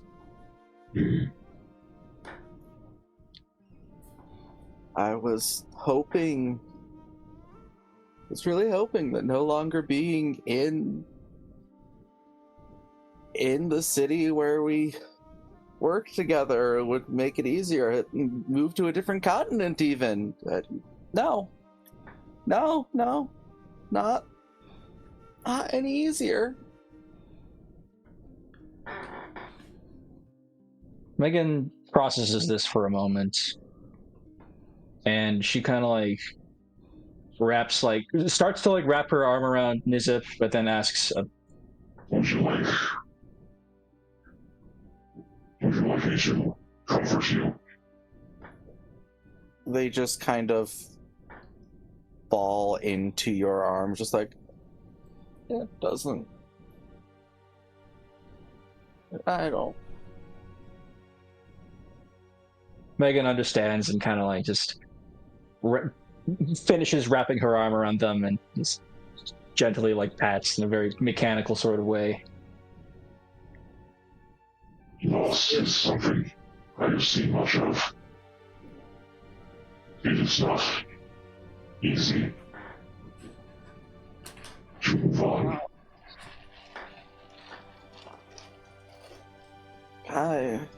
Because just... He was the boy I used to run with back before it all went wrong.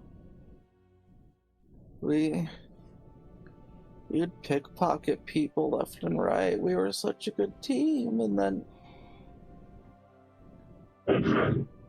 other people moved into town, and he had to run in with the wrong crowd, and only found out he didn't make it because he didn't show up to meet me like he was promised to.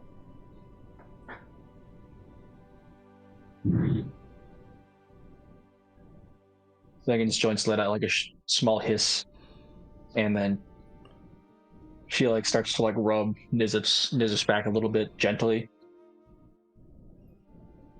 If I'd tried a little bit harder, I could have saved him.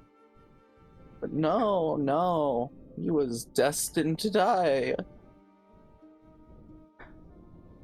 Nothing I could have done would change that.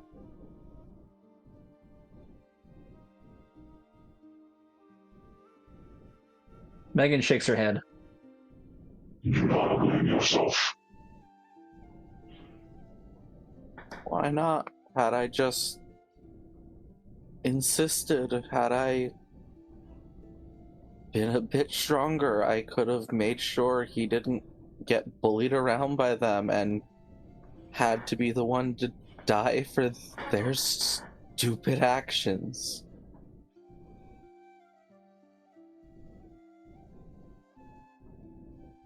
Is this the reason you keep so many walls up around us?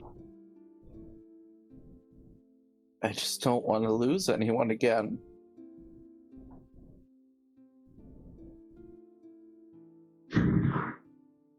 And of course, it doesn't help that Nyx reminds me so much of him.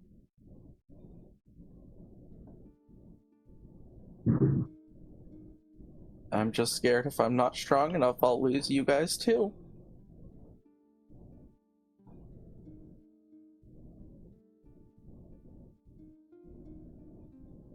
But you know, at the end of the day, happy birthday to Nizza.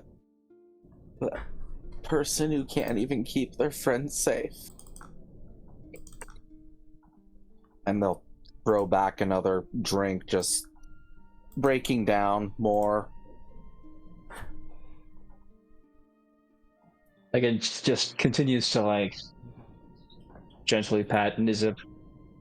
She thinks for a moment. I have seen much loss. I have seen much grief. Perhaps you cannot change what happened in the past. But now, you have the opportunity to be there for those you care about. And hey, But I hope I do. I know Why? you have the will. Do not lose sight of that.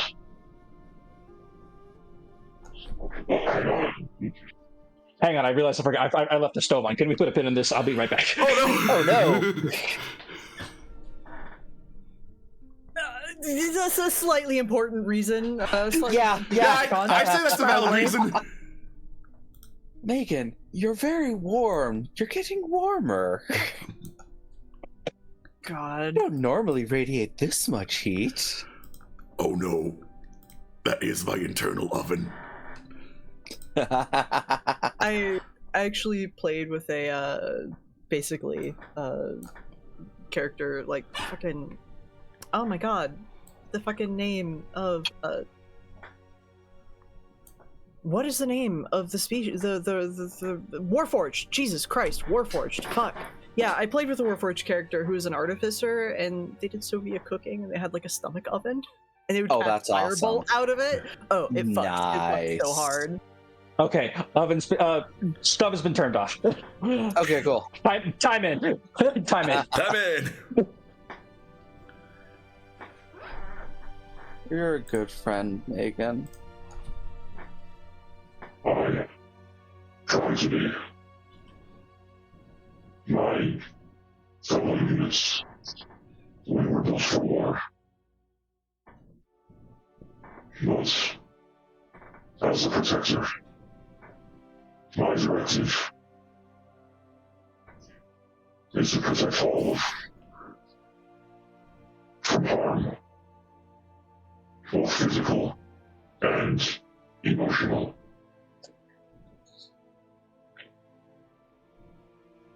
And she gives Nizip a gentle pat. You can do it, Megan. I believe in you. And they basically just pass out. Megan's gonna go downstairs to the staff, and she's gonna ask, Do you do birthdays? The lizard folk on duty just stares blankly at you before saying, no. Understandable. and she tromps back upstairs, ruminating.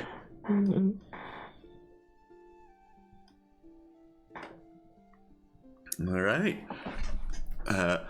With that done, dawn arrives, and you set out for another day out in the swamps looking for the Quayalt.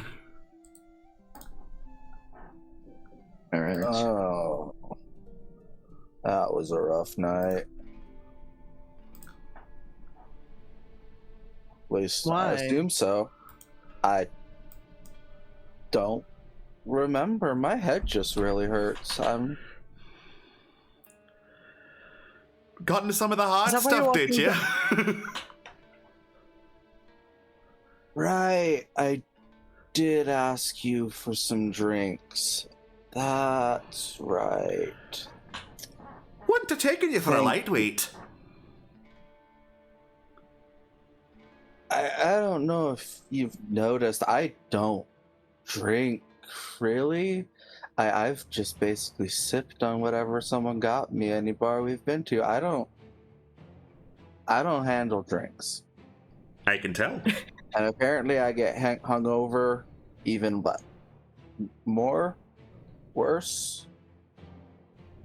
Taglik comes up by next to Nizip, who I presume, just from looking at you, has been walking with their eyes closed and just maneuvers their claw to up on Torque's shoulder. That they don't stray and weave a little bit and just. I mean, yeah, you don't drink much, but you good? Was it that strong? I don't know. Either that strong or I just don't.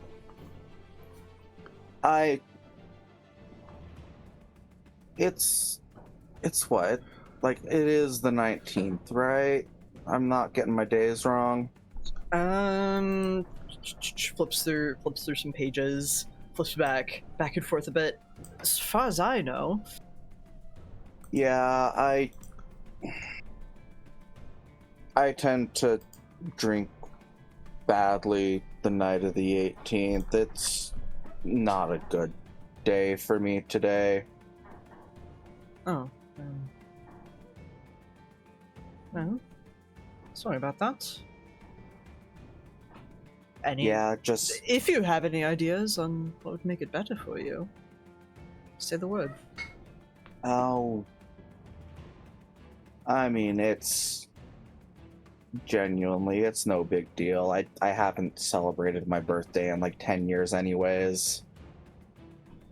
Oh, it's no big deal. Oh, I just drink myself into a stupor. Oh, I'm so miserable. Oh, wait, did you say it was your birthday?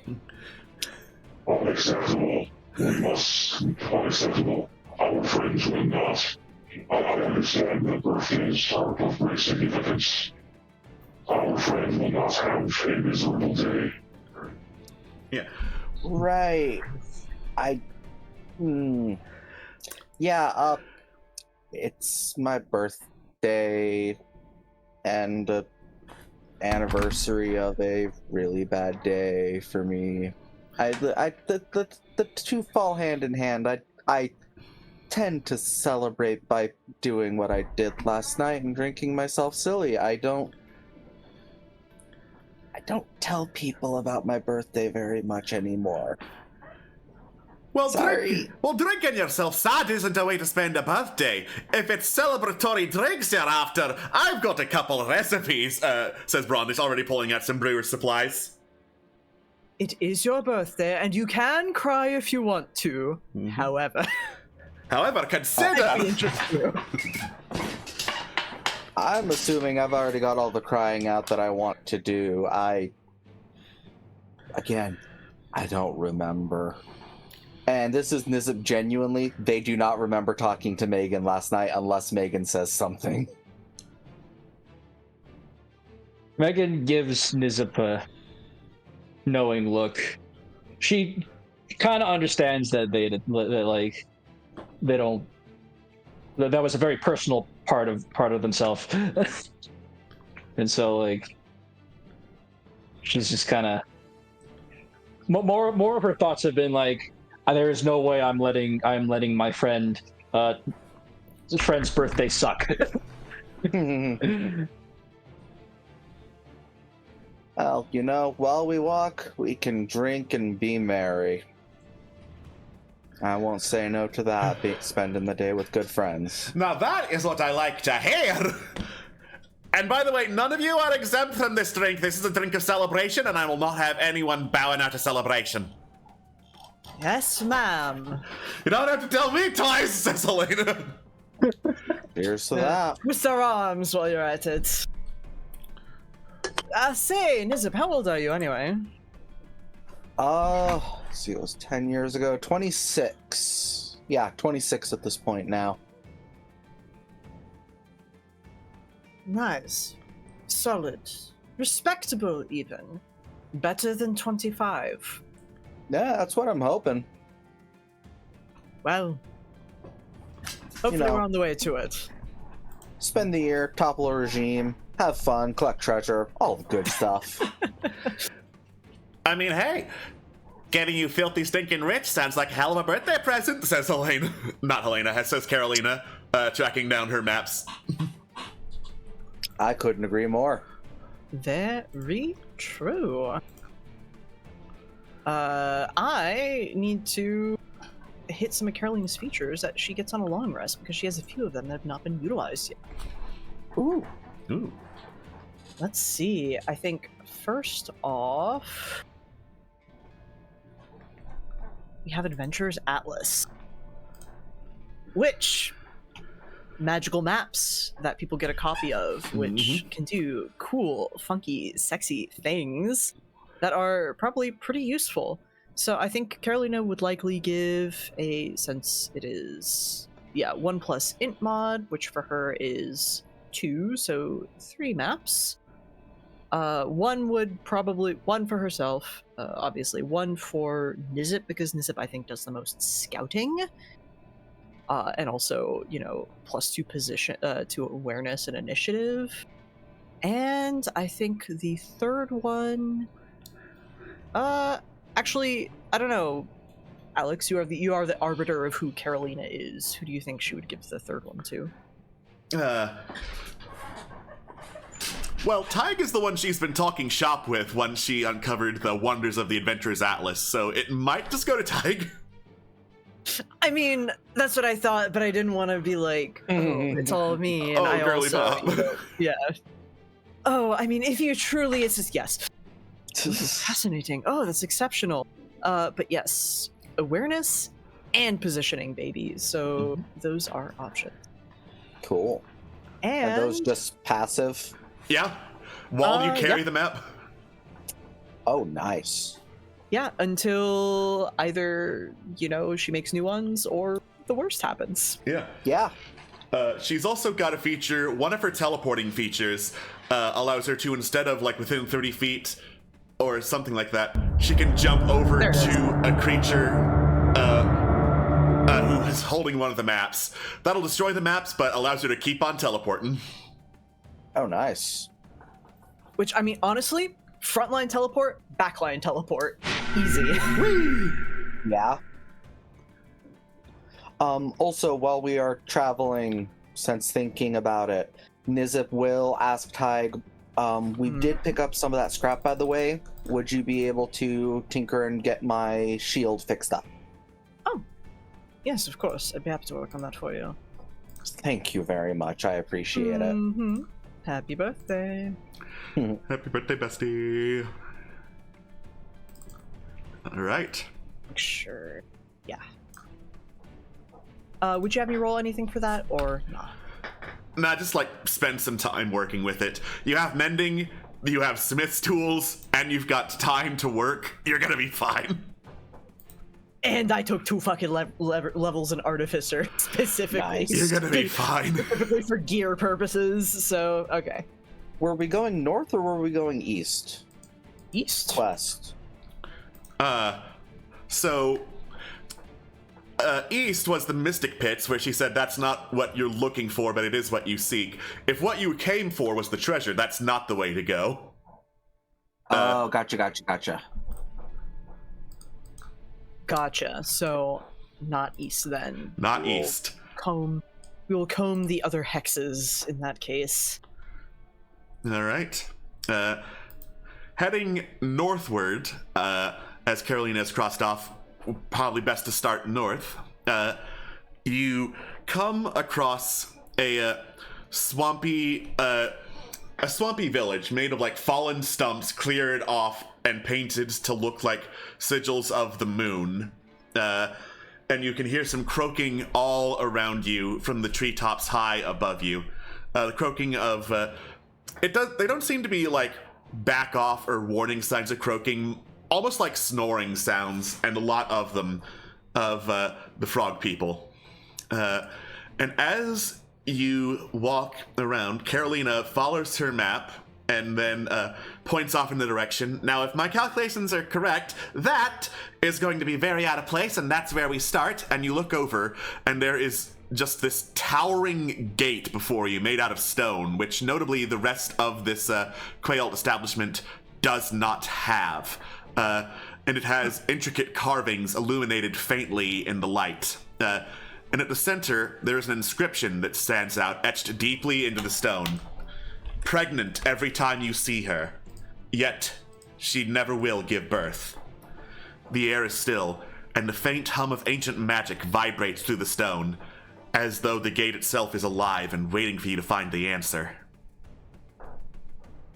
Pregnant every time you see her, yet she will never give birth. I mean, spitballing, the first thing that comes to mind is like moon, full moon, right? Huh. Full moon would track with moon cultists, moon pirates, whatever these frog people are. Yeah. Not to mention she as well. I that tends to be how people treat the moon. Isn't that right? Is that right? Typically. Those who gender. Yeah, the maiden in the moon is pretty commonly worshipped around here. Thank you. And see, that out would of be character, every- my first thought went to the Virgin Mary. Even though that makes no Who's sense. Jesus? Yeah. Exactly. She did give birth. First off, She pretty famously did give birth. and second off, we do know that Jesus is a very minor deity in the Irion, set of continents, who is specifically, his domain is expletives. Yes. Yeah, this was established in, I checked my watch, Fallen Empires years and years ago. Years Oh, ago. amazing. You may invoke his name to emphasize something where an expletive would go, like a scarecrow teleports behind you. Oh Jesus! Jesus fucking Christ! That's allowed. It's the only- You will use the Lord's name in vain. Amazing. And also, canonically, psychology doesn't exist yet, as far as we know. Was it psychology or therapy? Either way. Therapy. Yeah. Well, with the amount of traumatized people there are in this world, whoever invents it's gonna be filthy, stinking rich. Exactly, and that's how we know it hasn't been invented yet, is because there's still so many fucking adventurers.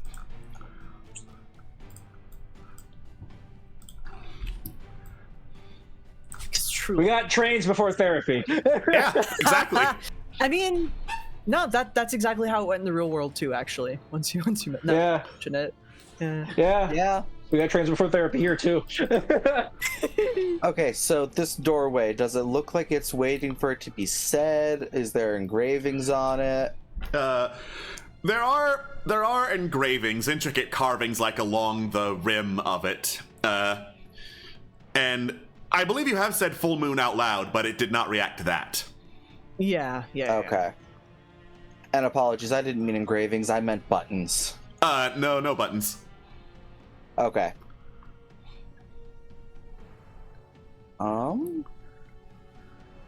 Yeah, this is genuinely a riddle I've never heard.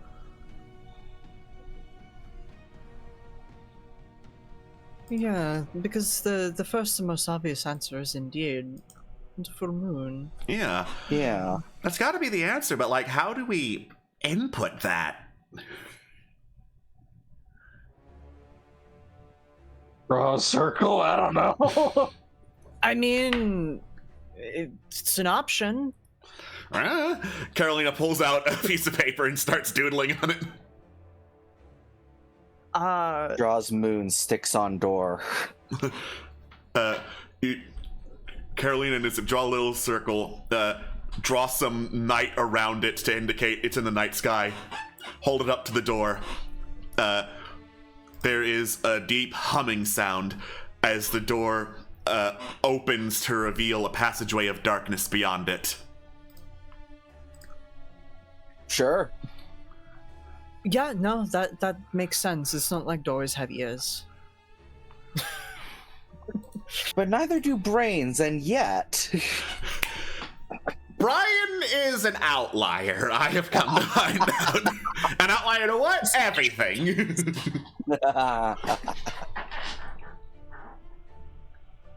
Right. Okay, so into Keep the that pen darkness and we paper go. on you. Yeah. Oh, yeah.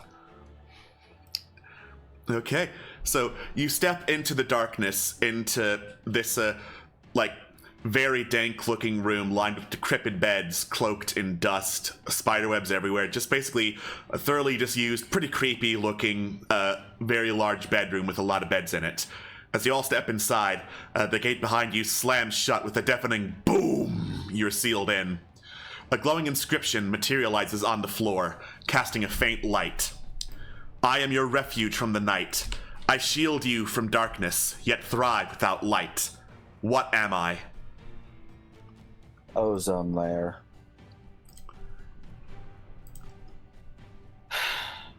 The sun is a deadly laser. I mean, technically, yes, but realistically speaking. This, that light, what? I am your refuge from the night, yet a shield from the darkness, yet thrive without light. What am I? Lantern.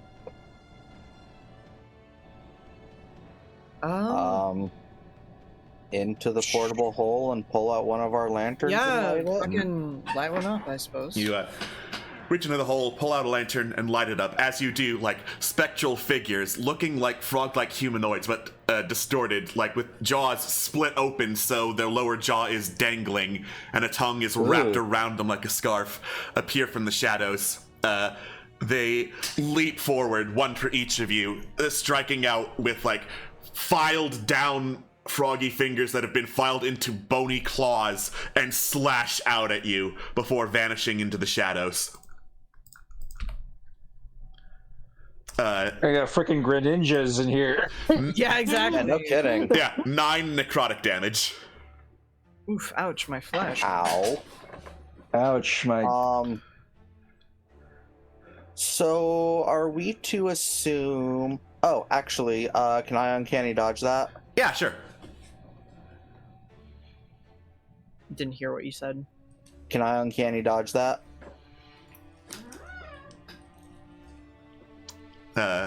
So yes, you can, and you can uncanny dodge that.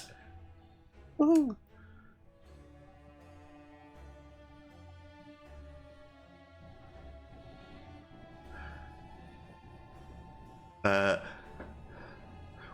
Uncanny dodge. So nothing new has opened up, yes? That is correct. Gonna assume that was incorrect. I would guess so, says Carolina, getting some fabric to wrap around where the frog struck to try and help the wound. Mm-hmm. Well, I guess in retrospect that does make sense. It thrives without light, right? Well, yeah, but the logic there is thrives without light, because if you have a lantern in the light, it's pretty useless. Well, it produces, is what I'm saying. Yeah. There's no way the answer could be the moon again. Because like the moon doesn't give off light. Like, because like while the moon doesn't give off light itself, the moon requires light to glow. The moon does require light though, so yeah. Carolina was about to hold up the moon drawing again, but here's this discussion, puts it back down. Good thought, though. Yeah. Imagine if there was a puzzle where like the same answer was like every single question was the same answer. Yeah. It would just drive people insane. This whole tower, the answer is just moon. Yeah. You have to pick the right phase, but still, moon. Yeah. And then you go up, moon. Okay, what's the final boss? Oh no, it is a water weird. Yeah. Well, it's better than the Majora's Mask theme I had playing in my head, so... Darkness yet thrive without light. What am I?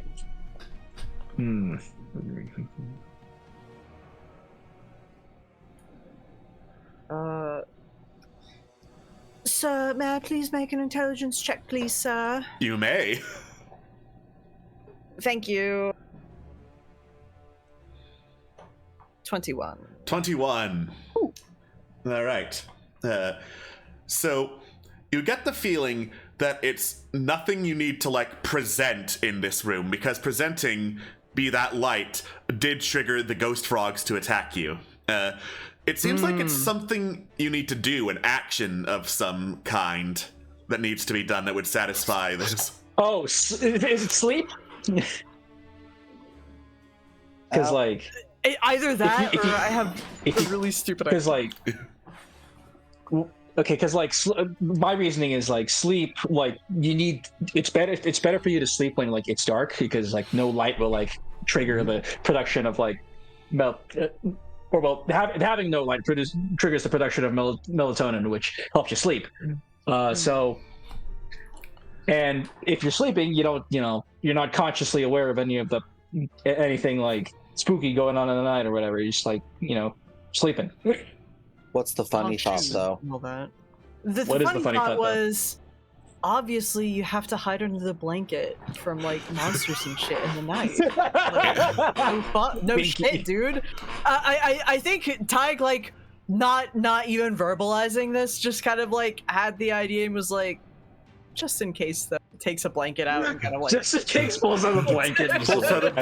I'm gonna sleep under here. Listen, you hide under blankets from the monsters. I don't know what to tell you. You shield it from the evil. Will fall prone and pretend to sleep. All right.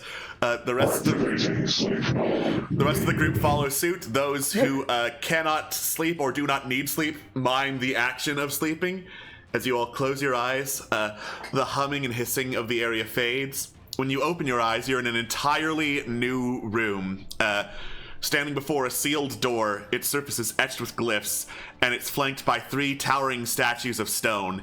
Each of them looks like vaguely humanoid, but with vague amphibian features about them, and they all carry staffs depicting phases of the moon. One a crescent moon, one a half moon, and then one a full moon. And you hear voices from them speaking like grinding rock. Find all 3 passwords, and you shall move on. You will get another hint each time you get it wrong. The first statue speaks, weapon. The second statue speaks, early. The third statue speaks, wings. And then they fall silent.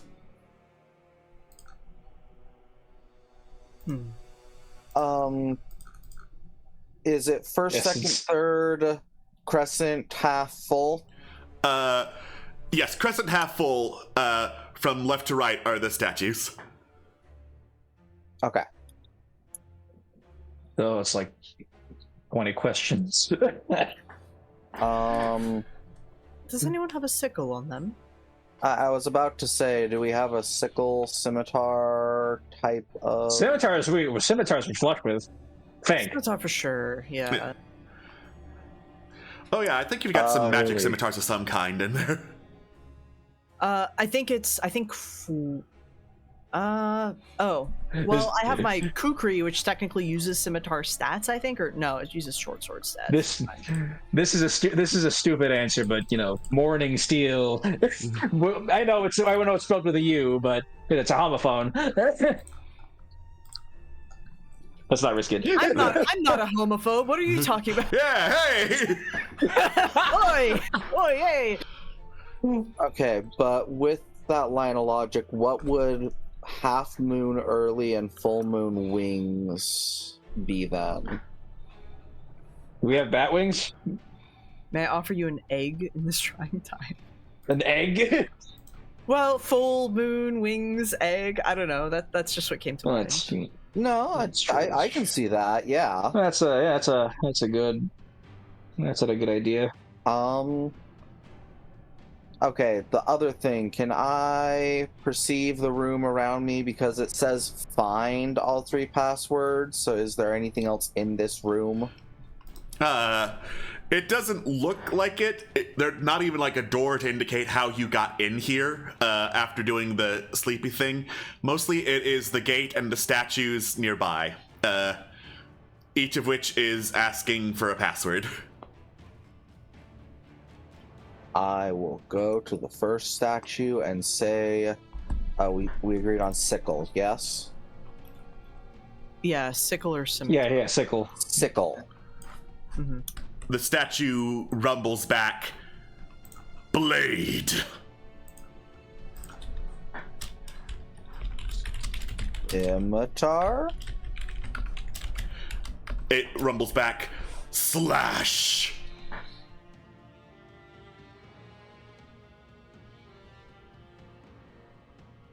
I mean, I don't know what to do other than, well, do that, I'm getting a major sense of deja vu here. I take my scimitar and slash at the statue? You slash at the statue, it clinks against the stone. The statue rumbles. Versatile.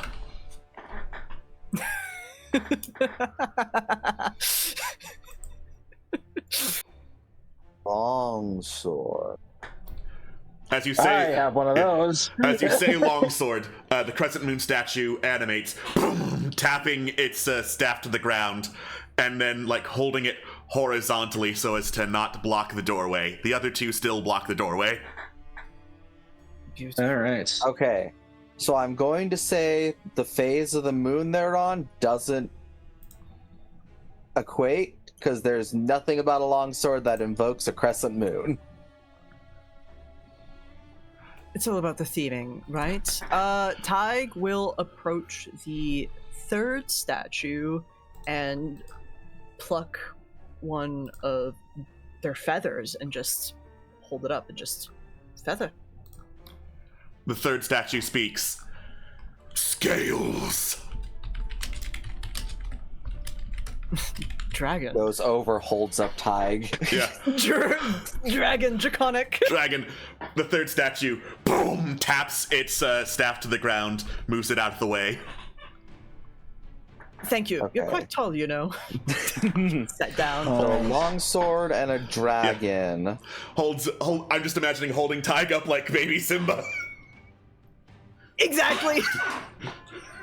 No, like that. Good old that long cat. Walmart camera, baby, just going. Yeah, that one meme. Okay. Early. Would you still love me if I was a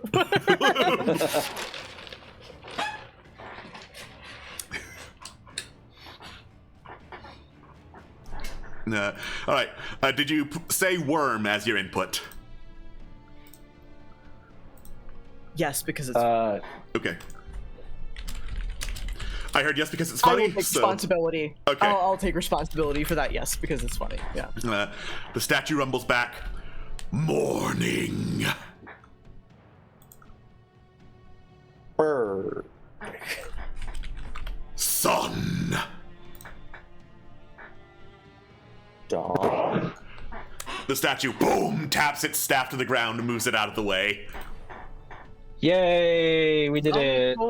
Dawn Dragon. Interesting. All right. I swear, if there's a dragon slaying longsword that references the dawn in its name in this horde. Yeah. Dawnfire, the legendary longsword that slayed a dragon. Yeah, exactly. I mean, gestures towards the idea of Kadais. Wouldn't be the worst thing. Wouldn't be the worst thing. All right. Hey, besides, we got to return the Sword of Titan's Fall to the Kingmaker at some point. So it'd be cool to have a second legendary weapon or whatever.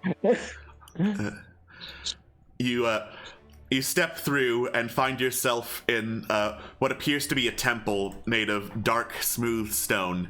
There are 4 dark, circular tiles that are embedded in the floor. Their surface is smooth. At the center stands a weathered mirror on a mechanism, the edges of it corroded with rust. Scattered around the room are skeletal remains, twisted and broken. And at the north end of the room is a lever.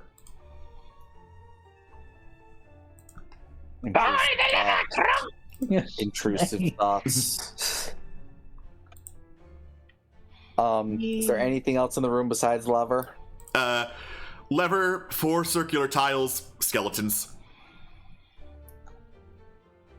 The we have to- skeletons. Does it look like they were killed in a similar way, or does it look like they have similar injuries on?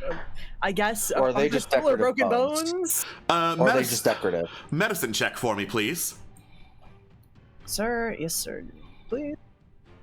No, they're just plastic bones they got from. Oh. I got a nat 1 on a 2, so yeah. Yeah.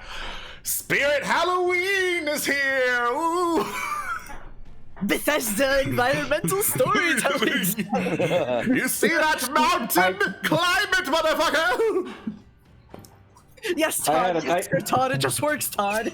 I had a stupid mental image of pulling the lever and all of a sudden the 4 circular tiles light up with arrows and the skeletons start doing a dance. One of them shouts, "I've got a bone to pick with you!" I got a bone to pick with you. Does stepping on one of the tiles do anything? No. Well, whatever is in here. I will say, as you step on the tiles, they're arranged top left, top right, bottom left, bottom right. Which one do you step on? Bottom left.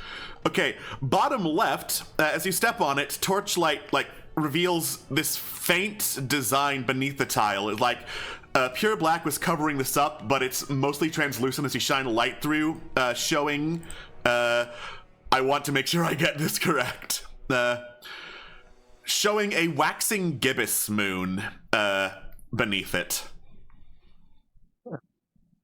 Okay, so before one gets to the full moon, then. Okay. The moon with the baby bump. Half moon plus, Yeah. Yeah. Interesting. Sorry, there was a mirror on a rotating mechanism, right? I'm not Yes. making that up.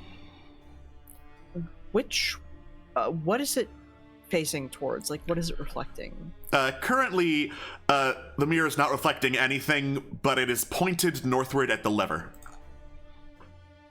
Okay. Say Steps on southwest, or bottom left, right. Bottom left, Tile? bottom left, you did, and Is that was waxing gibbous. the waxing gibbous. Bottom right, you move over, hold your torchlight over it.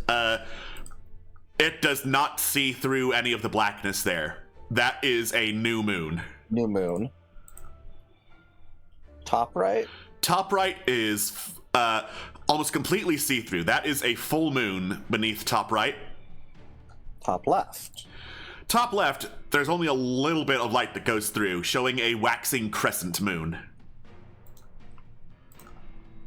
Okay. So the order that they would appear in would be new moon bottom right, top waxing crescent top left, waxing gibbous bottom left, full moon top right. What do we do with this information now? Guess maybe try them in order of the moon phases. Oh, there's a. Oh, well, how about that? It's a new moon tonight. Oh, there's a graphic. Would you look at that? Yeah, it just popped up. I was looking down to write on my like shitty little index card for notes, and then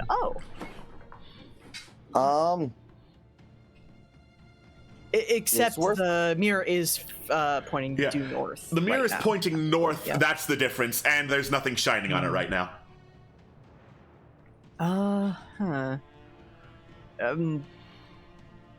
mean, I guess the question is it possible to rotate the mirror? Yes.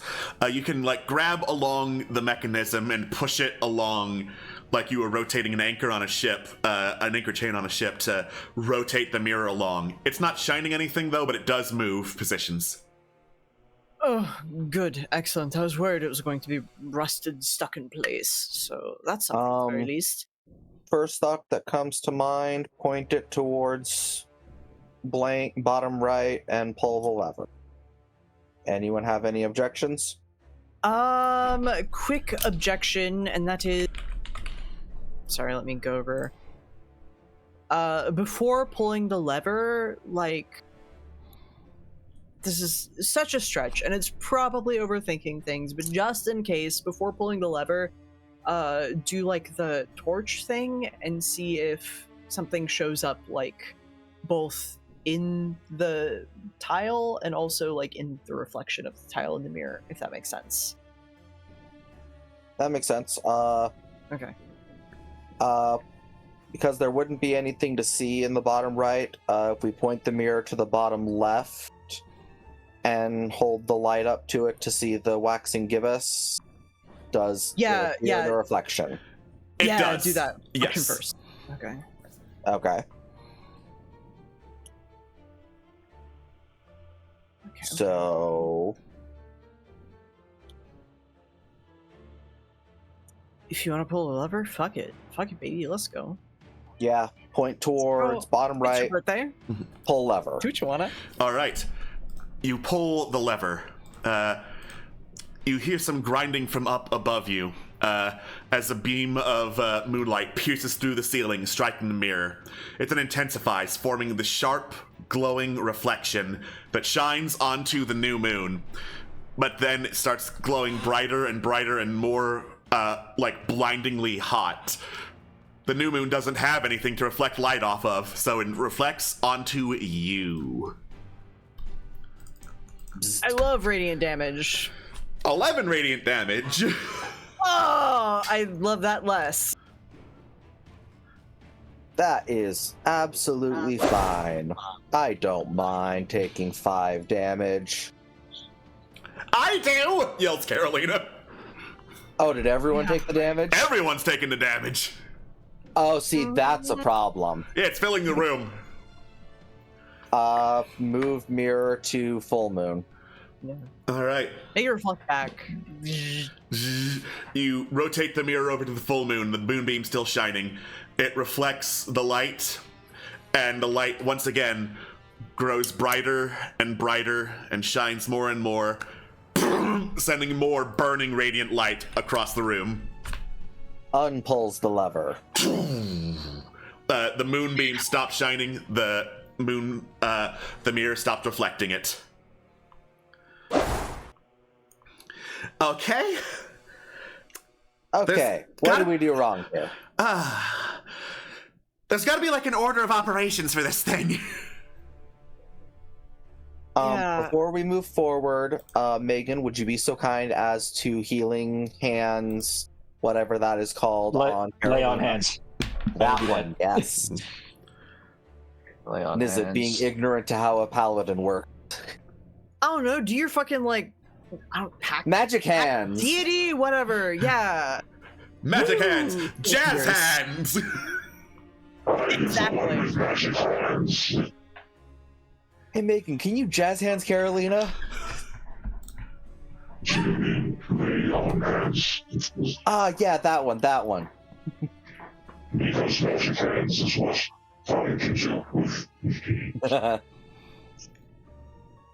Okay, so... Oh dear.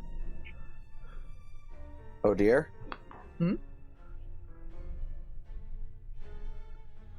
Okay, 20 uses. Carolina should be back up to full. Okay, cool. Oh, well, she's back up to 30 out of 35. Yeah, 30, back up to 30. But thank you. Oh, that's very kind. Still much appreciated. Okay. So, starting at the earliest one being the new moon didn't work, and starting at the last one of the full moon didn't work. What are we doing wrong? Okay, so new moon doesn't reflect light. Correct. And starting from the latest one, a full moon wasn't right. So next earliest So, wouldn't be that be the crescent? waxing crescent. Yeah. Points to waxing crescent. All right. If people are ready, I will pull the lever, Gronk. Double check my HP. Pull the lever, Kronk! All right. Okay. You pull the lever, Kronk. The moonbeam comes back down, shines on the waxing crescent. The light is gentle. Okay. Okay. Oh, that's relief. So, is it doing anything Now- else? Nope. Okay, now do we turn it towards the waxing gibbous? Yeah, push the mirror to the gibbous. You rotate the mirror, light still shining over to the gibbous. It shines on the gibbous moon, which starts glowing with a gentle light. Now, how do we get from the bottom left to the bottom right without passing over incorrect phase of the moon? Helena pulls the lever. Yeah, see, that was what I thought. But at the same time, my brain is thinking video game logic of if you turn off the puzzle, it resets the progress. This puzzle does not reset the progress. Okay, well, if we're going in order, then yeah, it would be full moon. Thank you, dearest Crest Moon, for preventing us from overthinking things once more. Fuck. Right.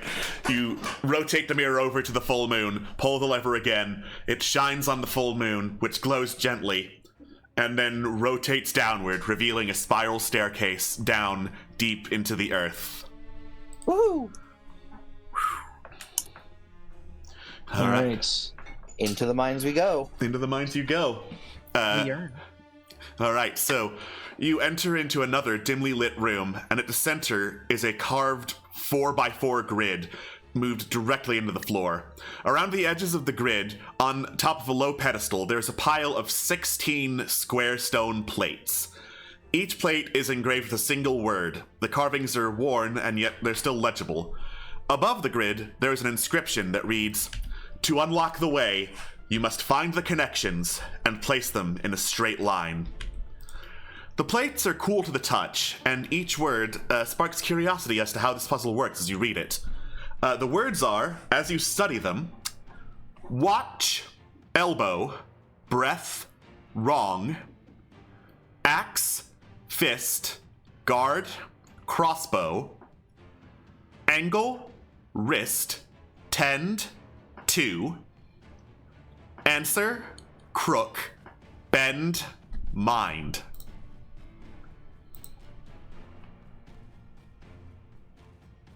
Okay. Yeah, I'm not gonna remember all that without the chat log. That's So- why Here we go. That's why I wrote it down. Yep. Brain Thank you for thought writing it down. here- Brain thought here is going simple monkey brain.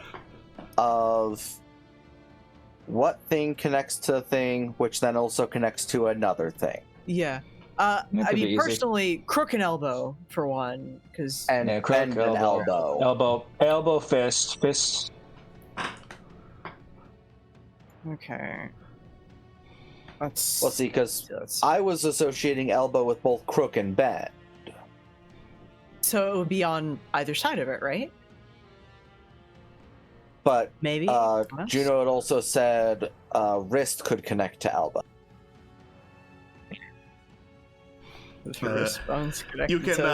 You can put in the tiles 4 at a time and check the puzzle, basically. Okay. Okay. So, are we going to assume this is 4 individual lines? Yes, it's a lot easier to assume this is 4 individual lines. Okay. Okay, so it's like line 1, then line 2, then line 3, then line 4? Yes. Okay. I was So- thinking one continuous line, so okay. that works. Okay, so axe to fist, fist to crossbow, crossbow to guard. Wait. Let me see. Axe. What is tend in this context? The word tend. Is it like I apologize. situ? I take care don't of? recognize this word. Like when you tend to something, like you tend to Yeah, fire, or you tend yeah, to Tend to a wound. You're tend to a wound. Okay.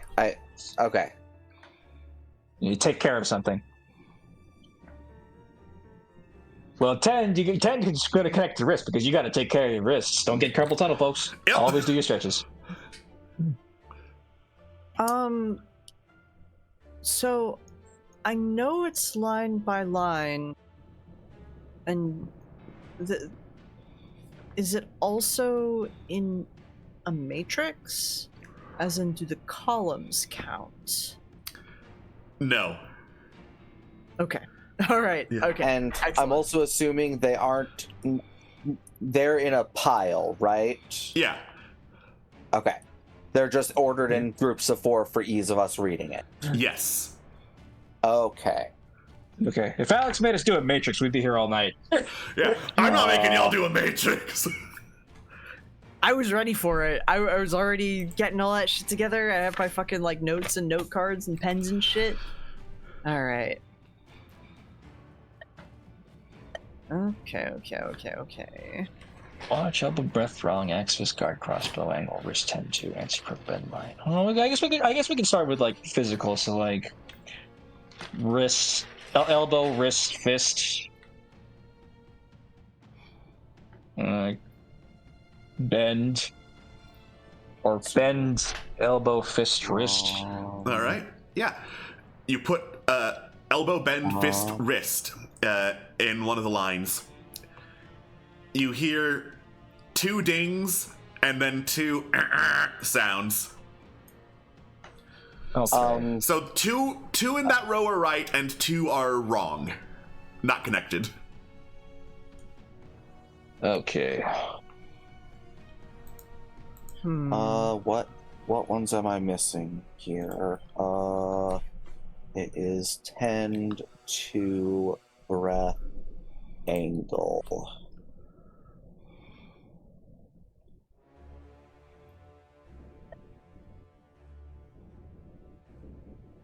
That is angle and not angel, right? Correct. Angle, yes. Angle, like as an I acute could angle. indeed be your angle. Mhm. Yeah.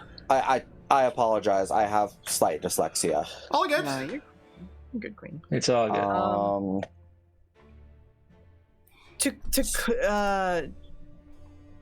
To clarify, we have, is each group of 4 words grouped like together as their own thing? So you know those New York Times puzzles where you get like 16 words and you have to figure out what's the connection between these words? Okay. Thank you, gamer. Thank you. This is what I have so far that makes sense to me. I don't know where to put breath though. What do you have so far? Let me see. Over to the in call. Yeah, in call. Sorry. Axe, fist, crossbow, guard. I feel like that makes the most sense. All right. You want to put also. You want to put in axe, fist, crossbow, guard?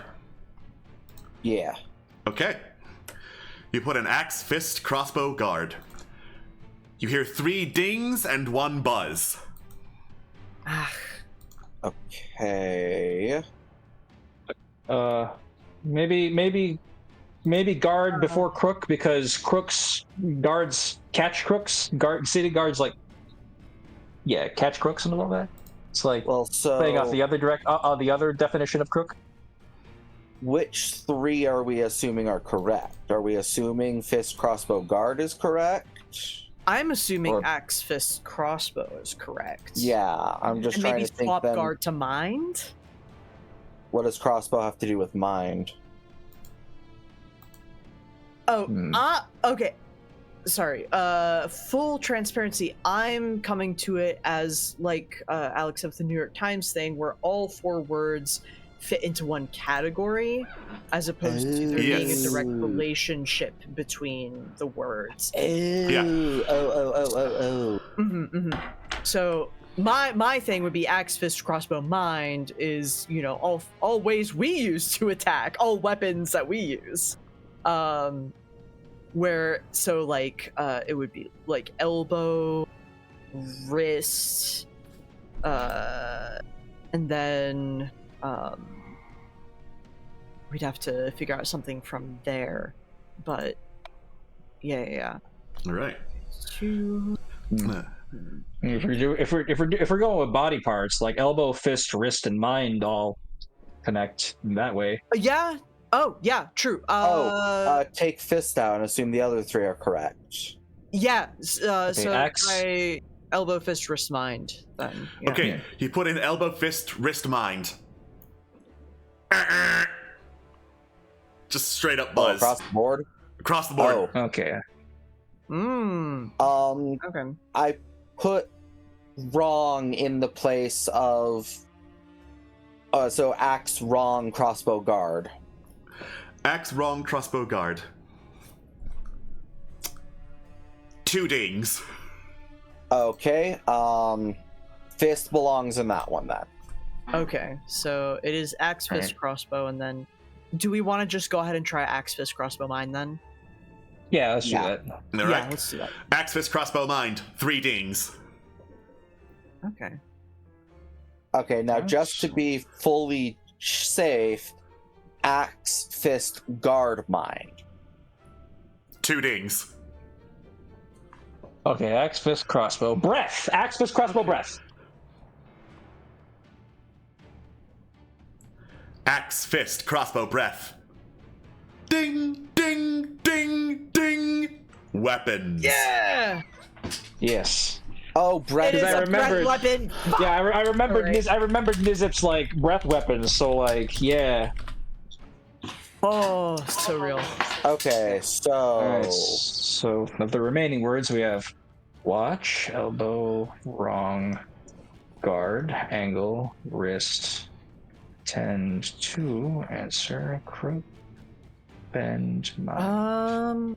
Okay, so... Clip.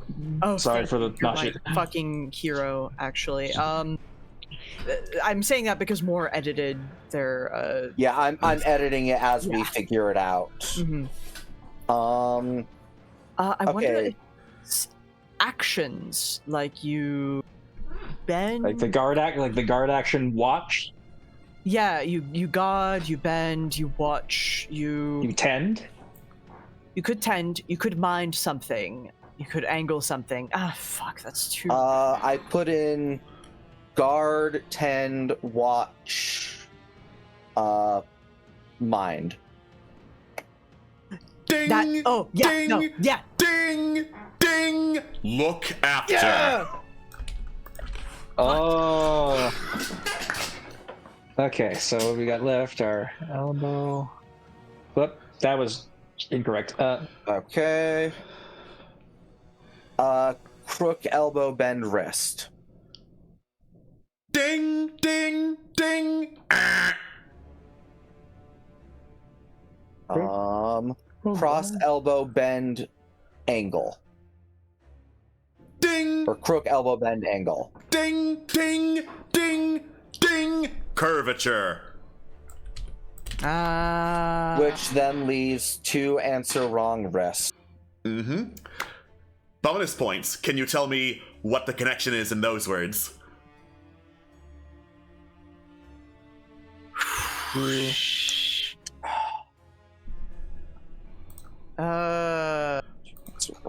It's almost like the thing that's jumping They all out have the word. is, They all have like, the letter W in it. Oh, yeah. Yeah. thing Ding! that jumps Ding! out to me Ding! is, like- Ding! Silent W. oh my god. Raw. Bonus Yeah. get, I guess. Fuck. All right, bonus get. You did it. I'm gonna add some more BP to the treasure pile for that. Woo! Yay! Building points. You can build all over the outposts. All right. It's gonna be the best little outpost there ever was. Yeah. Until the hobgoblins get to it. Okay, this is Moon Pirate treasure. This is Moon Pirate's treasure. Go ahead and like the grid slides open to reveal a vault. You must now open the vault. Whoa. Read the frog song to partake in the moon's bounty. Okay. CDCC. I have to. I put the D there. It was just C across the board. We have to get what these 4 notes are. I can't read sheet music. I'm no Hey, help. can. Let me open up the. Can stop. Did it Let me play open the up the song thing, for though. you guys? There's a No, there's a song. Allow me. Allow me. I can Click do on this. a, I'll click do on it. a dot. Click on a dot.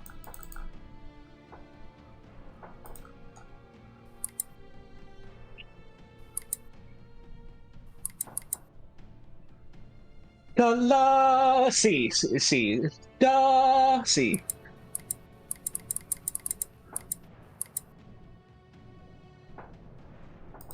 Da da B. That's B.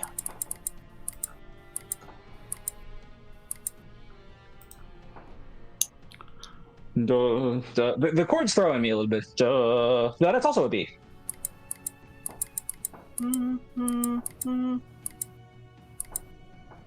Duh. Is that an A? Duh. Yeah, it is an A. Da, da, da, da, da. It didn't like that.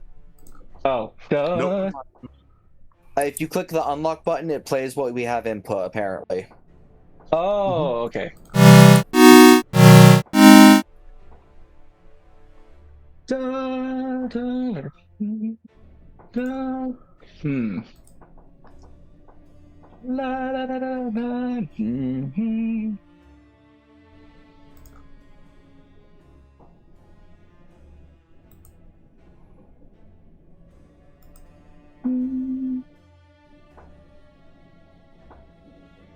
If it's not the notes.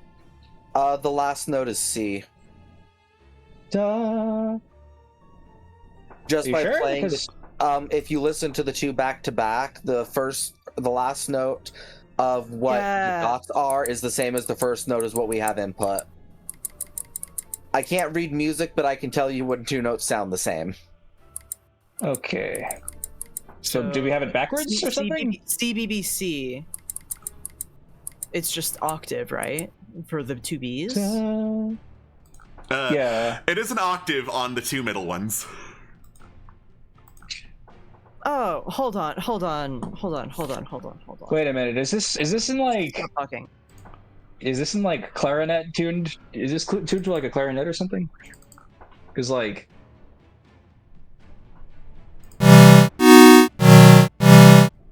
the last note that plays is like an A.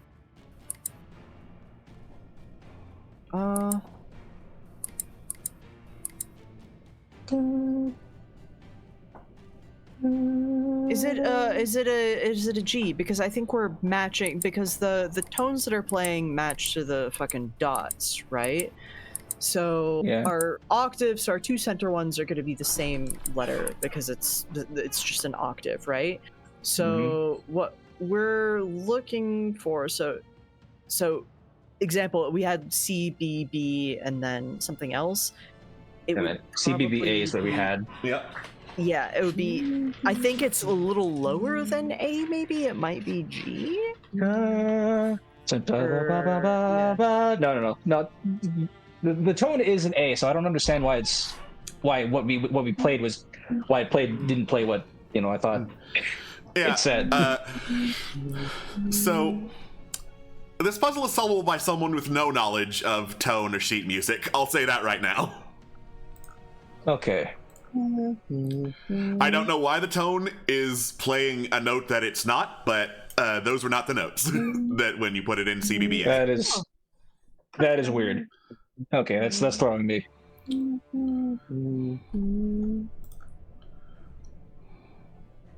Feed the frog song to partake in the moon's bounty. You can't spell frog with the notes with notes. So You gotta have some F there, I guess.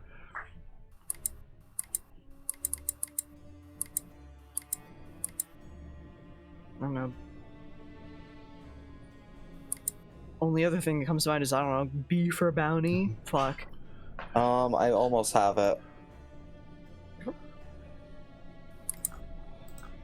That would make this.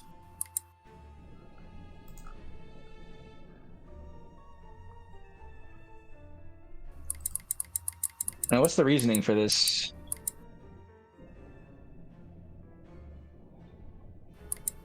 God damn. Oh, feed. Oh, you're just trying to spell feed.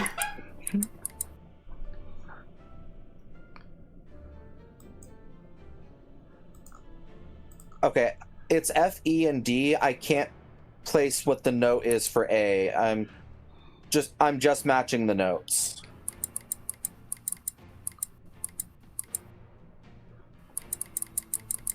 I mean, like feed is the only word in there that can be spelled with like Which, the tones. Is yeah, Yep. yeah. The puzzle literally said feed as the first word. Yeah. Sorry, I just started brute forcing it by listening to the notes back to back until I got them to line up. But the answer was feed. Were you just like? Stop thinking so hard. Were you trying to unlock over and over again? Yes, I was just Oh my playing God. the notes over and over again until I heard the ones I want. Okay. Because I was Yeah. like, so there has to be a word in there that was like spelled that you could spell with the tones. And it's not cabbage, Yeah. so it's feed. Yeah. Because I can't do sheet music to save my life, but I can parrot back a note that you give me, so it just took me a minute. All right. The vault is open and the treasure is ours for next time. Because it's going to take some time to identify all of this, but we got some shinies. The 10th treasure hoard of Sedaria has been found. Our heroes are now filthy fucking rich. So Carolina has her pension! Woo! Love that for her. Thank you all so much for joining us. We will see you next time, next week, hopefully, for more adventures in Sedaria in Stinky Swampland. Hope to see you then. Bye-bye. Bye-bye. Bye.